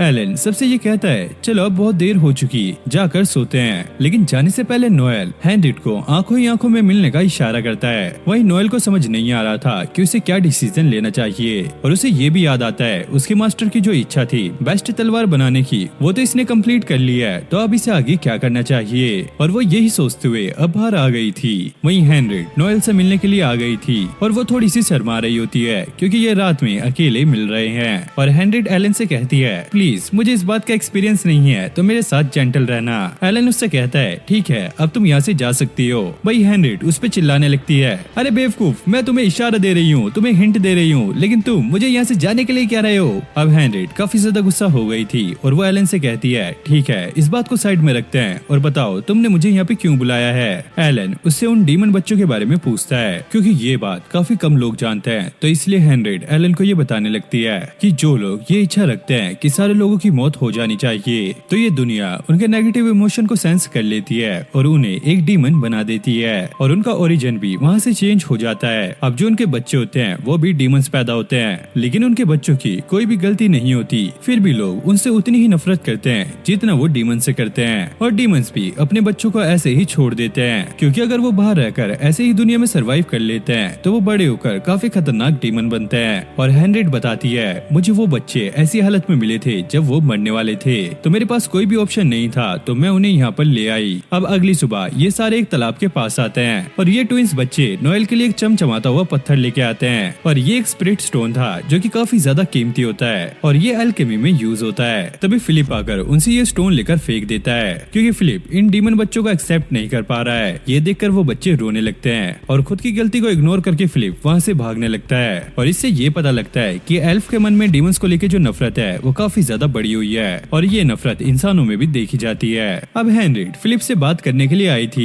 हेनरिट कहता है, मुझे बिल्कुल भी अच्छा नहीं लग रहा है, वो डीमन बच्चे हमारे रूलर के काफी ज्यादा करीब आते जा रहे हैं। हेनरिट उसे समझाने लगती है, भले ही वो डीमन के बच्चे हों, लेकिन उन्होंने ऐसा कुछ नहीं किया जिससे तुम उनसे नफरत करो। अब उन दोनों बच्चों के मन में भी वही इच्छा है जो कि फिलिप के मन में है कि वो सोवरन के काफी ज्यादा करीब आए और उसे जाके गिफ्ट दे। और हेनरिट उससे ये कहती है, तुम तीनों अच्छे दोस्त बन सकते हो और हाँ, वो दोनों बच्चे तुमसे छोटे हैं तो तुम्हें उनसे अच्छे से बिहेव करना चाहिए। अब फिलिप ये मन बना लेता है कि वो उन बच्चों से अच्छे से बात करेगा। तभी ओजोल आकर फिलिप को पकड़ लेता है क्योंकि उसे एल्विन फॉरेस्ट जाने का रास्ता चाहिए था। अब सभी एल्फ विलेज में काफी ज्यादा एंजॉय कर रहे थे, लेकिन नोएल अभी भी काफी ज्यादा ज्यादा चिंता में थी। हेनरियट इस चीज को नोटिस करती है और वो एलन को बताती है। एलन कहता है वो आखिरकार चिंता में क्यों ना हो, वो एकदम से इस विलेज की रूलर बन गई है। अब इसको एक्सेप्ट करना न करना वो तो नोएल के हाथ में है। लेकिन असल में भाई नोएल को ये सादा खाना नहीं बल्कि मीट चाहिए था, तभी वो चिंता में लग रही थी। अब बहुत टाइम बीत चुका था लेकिन फिलिप अभी तक घर नहीं लौटा था, तो हेनरियट ये डिसाइड करती है कि वो उसे ढूंढने के लिए जाएगी और वो बाहर जाकर उसे ढूंढना स्टार्ट कर देती है। एलन यहाँ पे नोटिस करता है यहाँ के लोग काफी केयर फ्री लाइफ जीते हैं, मगर असल में ये केयर फ्री नहीं बल्कि आलसी लोग हैं। इन एल्फ्स को देखकर ऐसा लगता है कि इनके पास कोई काम ही नहीं है। पेर्सवेल ये कहता है आखिरकार इन्हें काम करने की क्या जरूरत, ये वैसे ही दूसरों से धीरे डेवलप होते हैं और इनकी एज भी काफी ज्यादा होती है। ऊपर से इन्हें खाने की भी कोई कमी नहीं है, ये तो यहाँ पर मौज काट रहे हैं और जब भी इन्हें खाने की इच्छा होती है तो ये फॉरेस्ट से डायरेक्ट मांग लेते हैं और ये उससे काफी ज्यादा जुड़े हुए हैं, तो फॉरेस्ट भी इन्हें फल ऐसे ही दे देता है। अब एलन अपनी पावर का इस्तेमाल करके फॉरेस्ट को चेक करने लगता है। उसे पता लगता है एल्फ और फॉरेस्ट आपस में काफी अच्छे से जुड़े हुए हैं। पेर्सवेल को ये देखकर काफी ज्यादा अच्छा लगता है कि एलन ये सारा कुछ देख पा रहा है। वो कहता है एल्फ यहीं पे जन्म लेते हैं, यहीं पे रहते हैं और एक दिन यहीं पर मर जाते हैं, और जब वो मरते हैं ना तो वो फॉरेस्ट में फिर से घुल मिल जाते हैं। और वैसे भी एलन सेटल होने के लिए एक अच्छी जगह ढूंढ ही रहा था और ये जगह उसे अपने सपनों की जगह लग रही थी। पेर्सवेल नोएल से पूछता है तुम यहाँ रहने के बारे में क्या सोचती हो। वो कुछ कह पाती एलन पहले ही कह देता है क्या मैं यहाँ पे रह सकता हूँ। पेर्सवेल उससे कहता है तुम्हें यहाँ पे रहने के लिए हमारी बिरादरी में ज्वाइन करना होगा।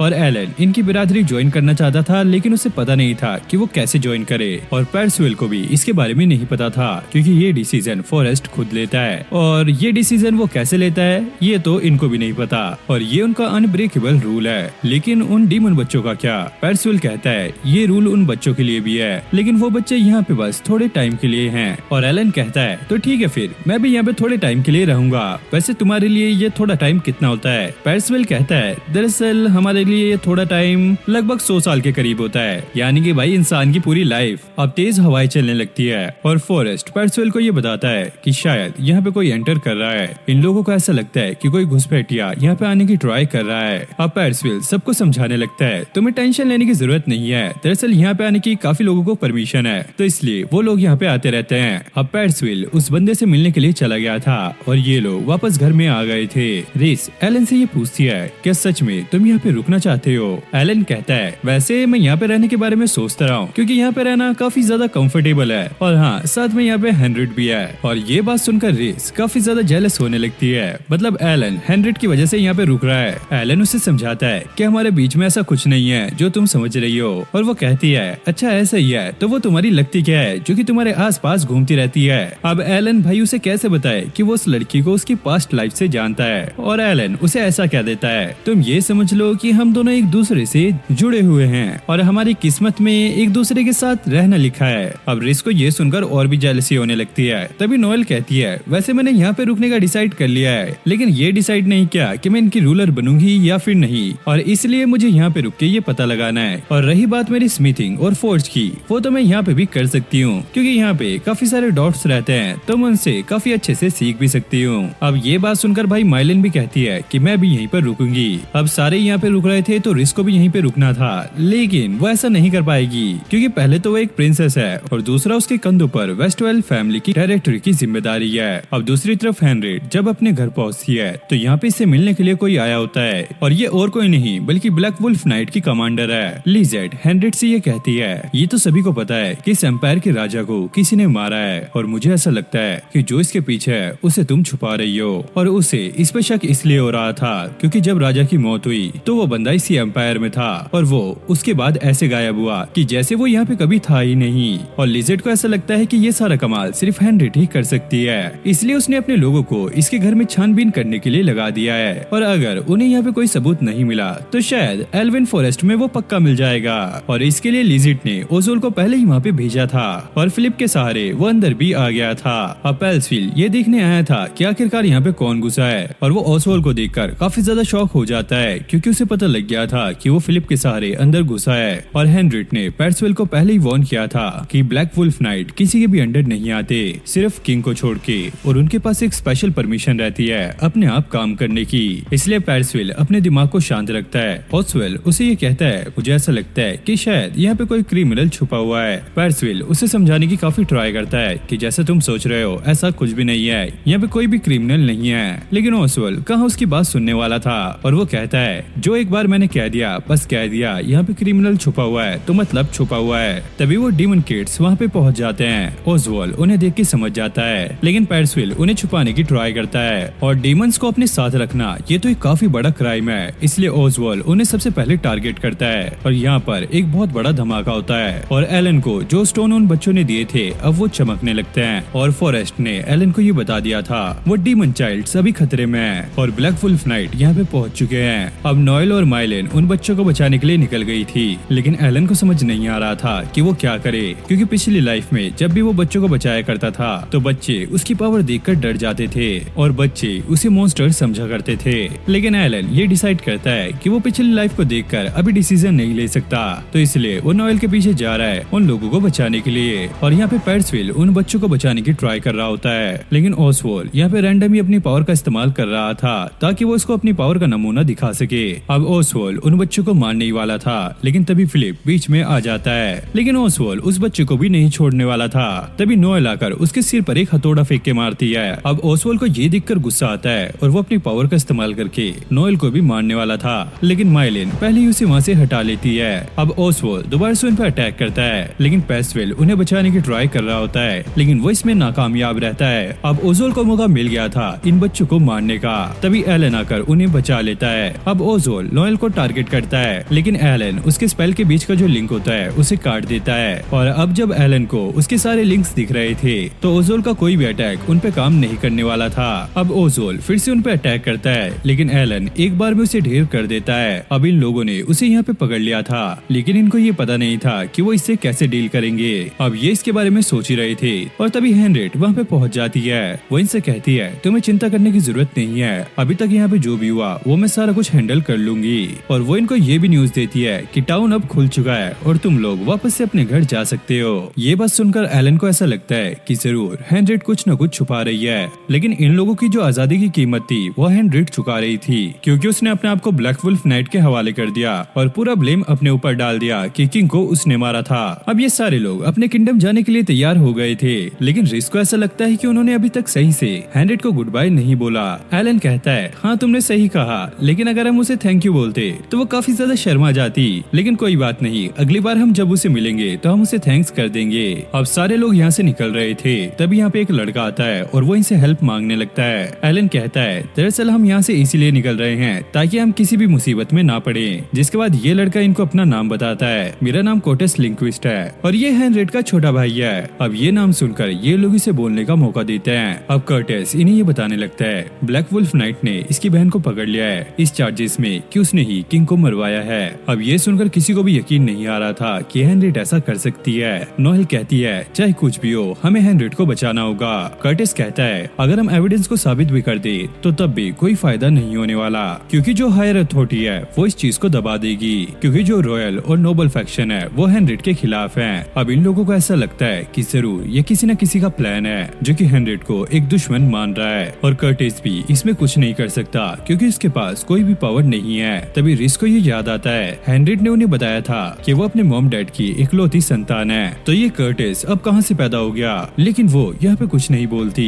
एलन कहता है चलो हम इसके बारे में सोचेंगे। अब एलन को भी ये बात काफी ज्यादा अजीब लगती है कि ये लोग यहाँ से जाने ही वाले थे, तभी कर्टिस ने आके इन्हें रुका लिया और उसे ये भी पता था कि हेनरियट का तो और कोई भाई बहन है ही नहीं, तो ये यहाँ पे कैसे आया। ये बात उसे बहुत ज्यादा अजीब लगती है और वो समझ गया था कि यहाँ पे कुछ न कुछ गड़बड़ है, लेकिन एलन को ये तो पता लग गया था कि हेनरियट को ब्लैक वुल्फ नाइट ने पकड़ लिया है और ये उसने अपनी पावर का इस्तेमाल करके पहले ही पता लगा लिया था। इसलिए वो डिसाइड करता है चाहे कुछ भी हो हमें हेनरियट की मदद करनी होगी। अब दूसरी तरफ हम देखते हैं ब्लैक वुल्फ नाइट हेनरियट को पकड़ के कैपिटल की तरफ लेके जा रहे थे। हेनरियट यहाँ पे कहती है तुम लोगों को मेरे साथ सही से बिहेव करना चाहिए क्योंकि मैं एक मार्की की बेटी हूँ। और लिजेट कहती है ये हमारा रूल है, इसमें मैं कुछ नहीं कर पाऊंगी, लेकिन वो यहाँ पे केयरफुल रहती है क्योंकि हेनरियट अगर यहाँ से भाग गई तो लिजेट का सर तो कट जाएगा। लेकिन लिजेट को ये यकीन था कि हेनरियट यहाँ पे कुछ नहीं करेगी और लिजेट ने भी इससे प्रॉमिस किया था अगर ये अपने आप को सरेंडर कर देगी तो ये उसके दोस्तों पे से नजर हटा लेगी। लेकिन फिर भी हेनरियट ये कहती है अगर तुमने मेरे दोस्तों के साथ कुछ किया तो मैं तुम्हें खत्म कर दूंगी। अब इस तरफ कर्टिस के साथ एक नाइट था और वो कहता है हम लोग इस पे भरोसा कर सकते हैं। अब ये लोग कैरेज में बैठ के आगे जाने लगते हैं। अब एलन कर्टिस से ये पूछता है क्या सच में तुम हेनरियट के भाई हो। कर्टिस कहता कहता है मैं लिन विजिट फैमिली के लेजर ब्रांच से हूँ, यानी कि मैं उसके दूर का रिश्तेदार हूँ। अब कर्टिस बचपन से ही हेनरिट को एडमायर किया करता था क्योंकि उसके पास कोई भी स्पेशल पावर नहीं थी। इसी वजह से सभी लोग उसे इग्नोर किया करते थे, बस हेनरिट को छोड़कर। इसलिए उन दोनों में दोस्ती हो गई थी। कर्टिस के पेरेंट्स को ये अच्छा नहीं लगता था कि वो दोनों दोस्त रहे, इसलिए कर्टिस अब दूर से ही उसे देखा करता था। और कर्टिस कहता है जब ब्लैक वुल्फ नाइट हेनरिट को पकड़ के लेके जा रहे थे तो मैं भी उस टाइम वहाँ पे मौजूद था, इसलिए मैं चाहता हूँ कि तुम लोग मेरी मदद करो। और ये लोग उसकी कहानी पे भरोसा कर लेते हैं। कर्टिस एलन से ये पूछता है हेनरिट और तुम्हारे बीच में क्या रिलेशन है? एलन कहता है कुछ नहीं, बस हम अच्छे दोस्त हैं। अब इन्हें सफर करते करते रात हो गई थी। हेनरिट लिजेट से ये कहती है अगर तुम्हें एक ब्रेक चाहिए तो तुम वो ले सकती हो, लेकिन लिजेट इस पे मना कर देती है क्योंकि उसे हेनरिट पे नजर रखनी है। हेनरिट इन बात को साइड में रख के पूछती है जिस बंदे ने एल्विन फॉरेस्ट पे अटैक किया था आखिरकार उस बंदे का क्या हुआ? और लिजेट कहती है उस बंदे को माफी मिल गई, हमारा मेन ऑब्जेक्ट था उस बंदे को पकड़ना जिसने किंग को मारा है और हमने वो कर लिया। लेकिन हेनरिट इस बात से खुश थी कि एलन अब सेफ है। अब एलन और उसके साथी एक टाउन में रुकते हैं जो कि कैपिटल के काफी ज्यादा नजदीक था, लेकिन यहाँ के गार्ड यहाँ का गेट बंद कर देते हैं। अब ना तो कोई यहाँ से बाहर जा सकता है और ना ही कोई अंदर आ सकता है। और कर्टिस ने ही इन लोगों को यहाँ पे रुकने का सजेशन दिया था और वो इन लोगों से माफी मांगता है। एलन कहता है इसमें तुम्हारी कोई भी गलती नहीं है, हमें भी यहाँ से कुछ सामान खरीदना था इसलिए हम लोग यहाँ पे रुके थे।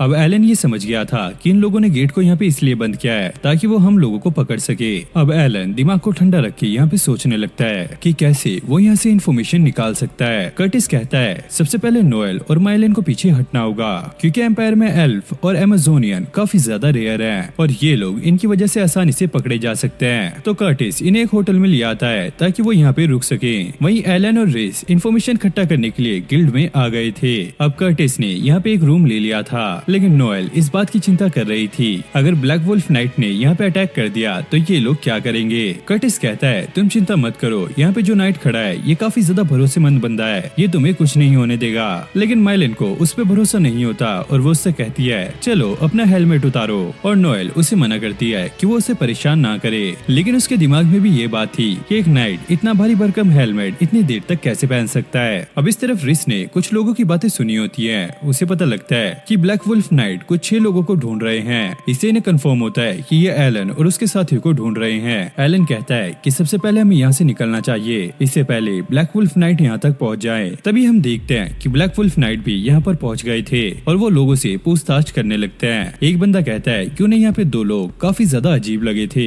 हो सकता है वो उन 6 लोगों के ही साथी हो। अब ये सुनकर वो ब्लैक वुल्फ नाइट उनका पीछा करने लगता है, लेकिन एलन और रेस उसे चकमा देके यहाँ से निकल गए थे। और जब ये होटल के पास पहुँचते हैं तो यहाँ पर काफी ज्यादा तबाही मची हुई थी। और जब ये और करीब जाते हैं तो ये देखते हैं ओजोल्ट ने माइलन और नोएल को पकड़ रखा है और कर्टिस भी इस अटैक में फंस गया था। ओजोल को ऐसा लगता है कि एलन के लिए शायद ये लोग मायने नहीं रखते, इसलिए वो इतना ज्यादा शांत है। फिर भी ओजोल एलन से ये कहता है देखो अब यहाँ पे बॉस मैं हूँ और तुम्हें मेरी बात माननी होगी। एलन कहता है पहले ये बताओ कि यहाँ पे सबसे पहले किसकी जान जाएगी, इन दोनों की या फिर तुम्हारी। ये सुनकर ओजोल को काफी गुस्सा आता है, लेकिन एलन ने उसका एक हाथ काट दिया था और वो अपने साथियों को बचा लेता है। एलन उससे ये कहता है मैं तुम्हारे मरने से पहले कुछ सवाल पूछना चाहता हूँ, लेकिन ओजोल यहाँ पे हंसने लगता है। मैंने पहले ही अपने एक्सप्लोजन और लिंक मैजिक से सबको लिंक कर दिया था क्योंकि मुझे पता था कि मैं तुम्हारे से ऐसे नहीं जीत सकता और मेरे एक चुटकी बजाते ही अब सारे लोग मारे जाएंगे। हम देखते हैं कि इस बार उसने काफी सारे लोगों को लिंक किया होता है और एलन एक साथ सबको नहीं बचा सकता। अब ये सुनकर एलन को अपना पास्ट याद आने लगता है जब उसने एक बच्चे को मॉन्स्टर से बचाया था क्योंकि उस मॉन्स्टर ने इनके पूरे गांव को खत्म कर दिया था। लेकिन उस बच्चे को ऐसा लगा था कि एलन भी एक मॉन्स्टर है और वो उस पे पत्थर मारने लगा था और वो कहता है अब तो मैं कोई हीरो भी नहीं हूँ और मेरे पास कोई भी जिम्मेदारी नहीं है किसी को बचाने की। लेकिन भाई ये अपनी अच्छाई में फंसा हुआ है तो इसे कुछ भी करके यहाँ के लोगों को बचाना ही होगा। अब ओजोल ने सबको ब्लास्ट करने के लिए चुटकी बजा दी थी, लेकिन एलन अपनी रफ्तार का इस्तेमाल करता है और उसके सारे लिंक को कट कर देता है। अब ओजोल को समझ नहीं आता कि आखिरकार यहाँ पे धमाका क्यों नहीं हुआ, लेकिन अब सोचने से कुछ नहीं होगा क्योंकि उसकी मौत अब उसके सामने खड़ी है। अब एलन जैसे ही उसे मारने वाला था तभी एक लड़की उसे आवाज देके रुका लेती है। एलन कहता है कि तुम बीच में इंटरफेयर मत करो, लेकिन ये लड़की ब्लैक वुल्फ नाइट की मेंबर थी और वह ऐसे ही अपने किसी मेंबर को यहाँ पे मरने नहीं दे सकती। और वो लड़की ये भी समझती है कि ओजोल ने यहाँ पे काफी बड़ी गलती की है जिससे काफी सारे लोग घायल हुए हैं और साथ में यहाँ पे टाउन भी बर्बाद हो गया है और इसकी सजा उसे मिलकर रहेगी। एलन कहता है भले ही तुम इसे सजा दो या फिर मैं दूं, इसमें क्या ही फर्क पड़ता है। तो इस इससे अच्छा होगा मैं ही इसे सजा दूं। और ये लड़की बताती है मेरा नाम सेलिया है और मैं ब्लैक वुल्फ नाइट की वाइस कैप्टन हूँ और मैं तुम्हें प्रॉमिस करती हूँ कि चाहे कुछ भी हो जाए मैं इसे सजा दिलाकर रहूंगी, तो प्लीज तुम इसे मत मारो। अब एलन ने उसकी बात मानकर उसे छोड़ दिया था। इधर नोएल और माइलिन रेस्ट कर रहे थे और रिस उन्हें हील करने लगती है। इस इंसिडेंट के बाद टाउन के सारे गेट खुल गए थे और ये लोग कल इंपीरियल कैपिटल जा सकते हैं। अब एलन एक चीज सोचने लगता है कि वो अभी तक ब्लैक वुल्फ नाइट के टारगेट थे, लेकिन इस इंसिडेंट के बाद उन्होंने इन पे से पूरी नजर हटा ली है। जबकि किंग तो मारा जा चुका है, तो ये लोग किसके इशारे पे काम कर रहे हैं। अब इधर सीलिया लिजेट को ये सारी चीजें बता देती है कि उधर क्या क्या हुआ और वो लिजेट से परमिशन मांगती है ओजुल को पनिशमेंट देने के लिए, लेकिन लिजेट इस पे मना कर देती है। तुम्हें ऐसा करने की जरूरत नहीं है, ब्लैक वुल्फ नाइट के जो लीडर है वो खुद इसे संभाल लेंगे। और जैसे लिजेट अपने फोन को कट करती है तभी एक काला गोरा ओजुल को कवर कर लेता है और उसे वहीं पर कच्चा चबा जाता है। अब लिजेट हेनरिट को एक रूम में ले आई थी क्योंकि ये एक नोवेल थी तो इसे जेल में बंद नहीं किया गया था। और लिजेट उससे ये पूछती है अगर तुम्हें कुछ चाहिए तो तुम मुझे बता देना। हेनरिट कहती है मुझे कुछ बुक्स चाहिए। फिर हम एलन और उसके साथियों को देखते हैं जो कि कैपिटल तक पहुंच चुके थे, लेकिन अंदर जाने के लिए इन्हें एक परमिट चाहिए होगा। लेकिन कर्टिस सीधा अंदर जा सकता है क्योंकि वो यहाँ का एक नोबल है। नोएल कहती है बस हमें एक परमिट ही तो चाहिए। एलन कहता है तुम एक एल्फ हो और हमारे साथ एक अमेजोनियन है, हमें देखकर तो वो वैसे भी परमिट नहीं देंगे। रिस कहती है क्यों ना हम यहाँ पे गड्ढा खोद के इस जगह को बाईपास कर लें, लेकिन भाई आगे गार्ड्स भी हो सकते हैं और ये वहाँ पे पकड़े जाएंगे।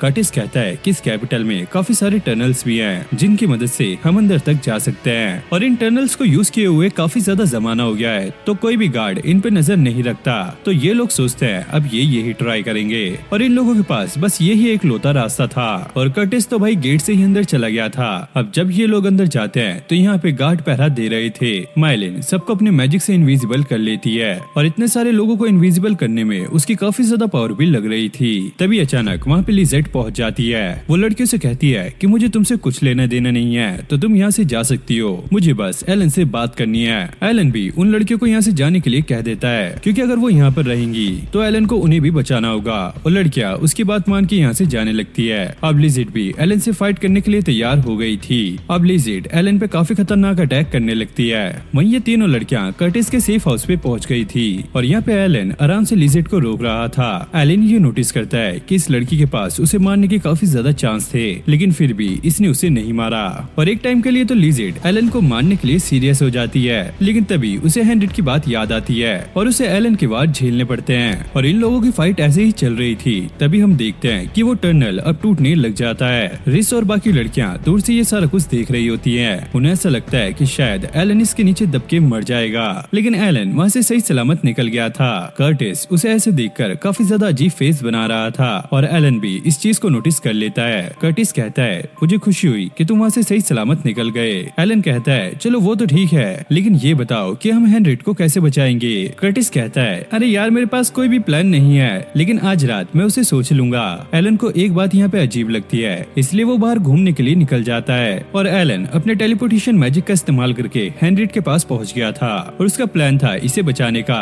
हेनरिट कहती है मुझे यहाँ पे कोई भी खतरा नहीं है क्योंकि उसे यहाँ पे झूठा फंसाया गया है और वो एक लिंग्विस्टिक फैमिली की हेड भी है, तो हायर अथॉरिटी ये सोच रही होगी कि अब इस मैटर को सेटल कैसे करें, बस मुझे अपने नोवेल का टाइटल छोड़ना होगा। और वो एलन से कहती है तुम यहाँ से चले जाओ, मुझे बचाने की जरूरत नहीं है। और हेनरिट को ऐसा सीरियस देख के एलन वहाँ से निकल जाता है और इनके बीच में जो भी बात हुई थी एलन वो किसी को नहीं बताता। अब कर्टिस सबसे ये कहने लगता है सबको ऐसा लगता है कि हेनरिट ने किंगडम का साथ दिया है किंग को मरवाने के लिए और अगर ऐसी सिचुएशन में हम उसे बचाएंगे तो सबका शक उस पे पक्का हो जाएगा कि इसी ने किंग को मरवाया है और हो सकता है इससे काफी बड़ी वॉर भी छिड़ जाए। तो कर्टिस का ये कहना था कि अभी इन लोगों को कुछ नहीं करना चाहिए और एलन उसकी बात को मान लेता है और ये लोग अपने किंगडम वापस जाने लगते हैं। और उसके बाद हेनरिट को भी नीचे जेल में बंद कर दिया जाता है और उससे एक आदमी मिलने के लिए आया होता है और ये और कोई नहीं बल्कि कर्टिस था। अब हेनरिट को ये पता लग गया था कि इस सब के पीछे कर्टिस का हाथ है और वो उससे पूछती है बताओ इसमें तुम्हारा साथ कौन दे रहा है, क्योंकि मुझे पता है तुम इतने ज्यादा आलसी हो कि अकेले तुम ये सारा कुछ नहीं कर पाओगे। अब कर्टिस उसे यहाँ पे अपनी पावर को शो करता है और कहता है देखो इसमें मेरा ही हाथ था और जो ब्लैक वुल्फ नाइट है उसे कमांड करने के लिए रॉयल अथॉरिटी चाहिए। और इस ताकत के बलबूते पे कर्टिस ने उन्हें धमकाया और वो लोग इससे डर गए। और हेनरिट कहती है चलो मैं ये तो समझ रही हूँ, लेकिन तुमने मुझे इन सारी चीजों में क्यों फंसाया। कर्टिस कर्टिस उसे बताने लगता है कि उसका पुराना सपना है कि वो एक किंग बनना चाहता है और उसमें तुम ही मेरी मदद कर सकती हो, क्योंकि कर्टिस की मॉम एक कॉमनर थी और उसकी जो फैमिली थी वो लेसर नोबल फैमिली थी और उसे किंग बनने के लिए अथॉरिटी चाहिए। और हेनरिट जो है वो मार्किस फैमिली की हेड है। अब कर्टिस उससे शादी करेगा तो उसे भी वो टैग मिल जाएगा जिससे वो एम्परर बन सकता है और इस सपने को पूरा करने के लिए उसे हेनरिट की मदद चाहिए।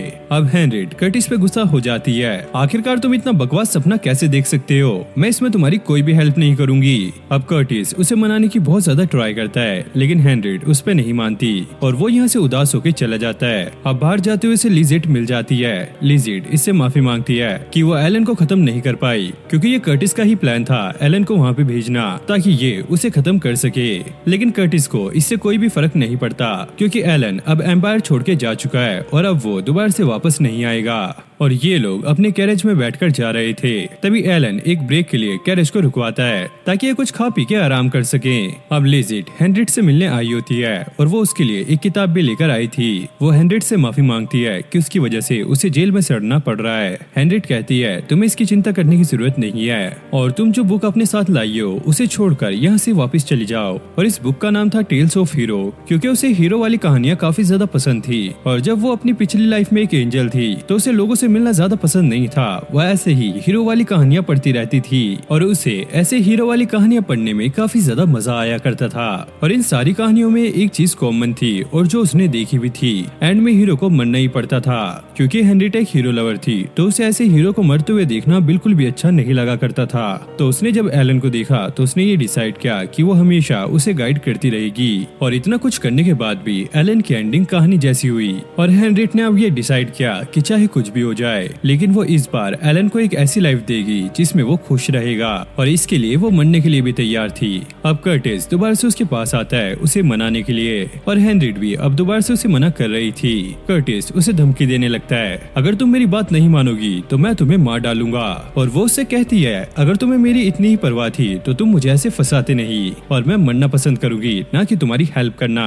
अब ये सुनकर कर्टिस को काफी ज्यादा गुस्सा आता है और वो हेनरिट को यहाँ पे मारने लगता है। जिसके बाद जब उसे होश आता है उससे पता लगता है कि उसने काफी बड़ी गलती कर दी है। अब वो अपने रूम में आ गया था और एक ब्लैक कोहरा उसे अब घेरने लगता है और वो उसे एक काफी खतरनाक कदम उठाने का आइडिया देता है। फिर हम एलन और उसके साथी को देखते हैं जो कि खाने का सामान ले रहे थे और रिस अभी काफी ज्यादा चिंता में थी। एलन पूछता है तुम्हें क्या हुआ है, तो रिस उसे सारा कुछ बता देती है कि हमें हेनरिट की मदद करनी चाहिए क्योंकि मेरा मन अभी नहीं मान रहा है। एलन उससे कहता है हेनरिट को हमारी मदद नहीं चाहिए तो हम ऐसे उसकी मदद नहीं कर सकते। रिस कहती है चाहे जो भी हो लेकिन हमें उसकी मदद करनी ही पड़ेगी, उसने हमारी काफी ज्यादा हेल्प की है और हम उसे ऐसे छोड़ के नहीं जा सकते। फिर हम दोबारा से कर्टिस को देखते हैं जो कि बौखलाया हुआ था और वो हेनरिट के पास जाके अब जोर जबरदस्ती करने लगता है और वो उसे अपना असली रूप दिखाने लगता है। और इसके पास जो पावर थी वो एक डीमन की पावर थी, क्योंकि अब हेनरिट उसकी बात नहीं मान रही थी तो इसने ये डिसाइड किया अगर वो इसकी नहीं होगी तो ये किसी की भी नहीं हो सकती। तभी एलन यहाँ पे पहुंच जाता है और उसे यहाँ पे आने के लिए सीलिया ने मनाया होता है। कर्टिस को ऐसा लगता है कि सीलिया उसे धोखा दे रही है, लेकिन सीलिया उसे क्लियर करती है मैं विक्टर एम्पायर के लिए सर्व करती हूँ ना कि कर्टिस के लिए। फिर हमें पास्ट का सीन दिखाया जाता है जब कर्टिस के सामने एक डीमन खड़ा होता है। कर्टिस कहता है कि मेरी इच्छा है कि मैं हेनरिट को अपना बनाऊं। वो डीमन उसे सजेस्ट करता है अगर तुम्हें ऐसा करना है तो सबसे पहले तुम्हें किंग का सर लाना होगा, तभी जाके तुम्हारी इच्छा पूरी हो सकती है। और कर्टिस भी समझ गया था कि अगर वो किंग को मार देगा उसके बाद खुद वो एक एम्परर बन सकता है और फिर हेनरिट भी उसकी हो जाएगी। लेकिन उसे ये भी पता था कि ये चीज इतनी जल्दी नहीं हो पाएगी क्योंकि वो एक आउटसाइडर है। डीमन उसे बताता है क्या हो अगर सारी चीजें उल्टी हो जाए। कर्टिस को ये बात बिल्कुल भी समझ नहीं आती तो डीमन उस पे अपनी पावर का इस्तेमाल करता है और कर्टिस अपना आपा खोकर उस डीमन को ही मारने लगता है। और यही उस डीमन का प्लान था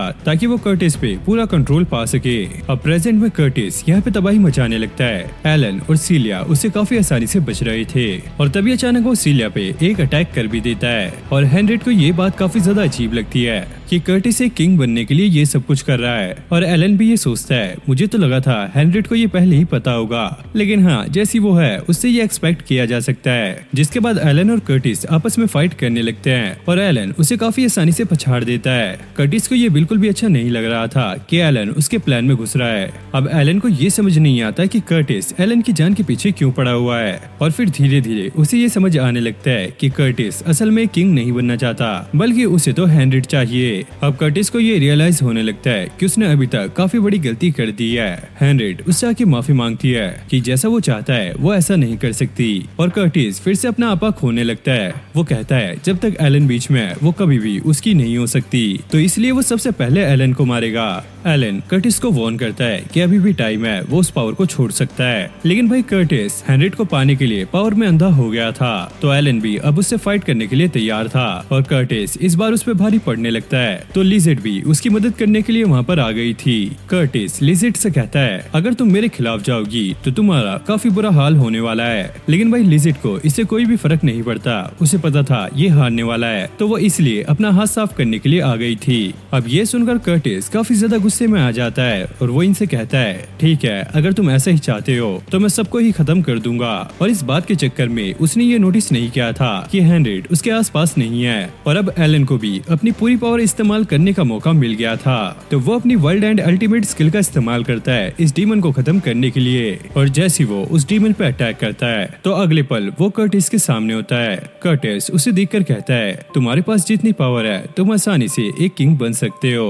एलन कहता है मेरे पास चाहे जितनी भी पावर हो लेकिन कोई ना कोई मुझे हराने के लिए हमेशा खड़ा होगा। वैसे भी मुझे इन चीजों में इंटरेस्ट नहीं है, मुझे तो बस अपनी पीसफुल लाइफ जीनी है। और इसी के साथ कर्टिस यहीं पे खत्म हो जाता है। अब हेनरियट एलन को थैंक यू बोलने का ट्राई कर रही थी लेकिन वो इसमें काफी ज्यादा हिचकिचा रही थी। रिस कहती है अभी भी टाइम है, हम लोगों को यहाँ से भाग जाना चाहिए और वो लोग यहाँ से निकल लेते हैं। और इसके बाद लोगों में ये बात चली कि हेनरियट को मार दिया गया था और लिंग्विजिट फैमिली का एम्पायर भी अब खत्म हो चुका है। लेकिन असल में हेनरियट एलन के साथ अब किंगडम जा रही थी। और इसी के साथ ये एनिमे यहीं पर एंड हो जाती है। तो गाइस आपको ये एनिमे कैसी लगी कमेंट करके जरूर से बताना और हाँ वीडियो को भी लाइक कर देना। और अगर आप मेरे चैनल पे न्यू हो तो प्लीज चैनल को सब्सक्राइब कर लेना ऐसी अमेजिंग वीडियोस के लिए। और मैं मिलता हूँ नेक्स्ट वीडियो में, तब तक के लिए okay take care bye bye.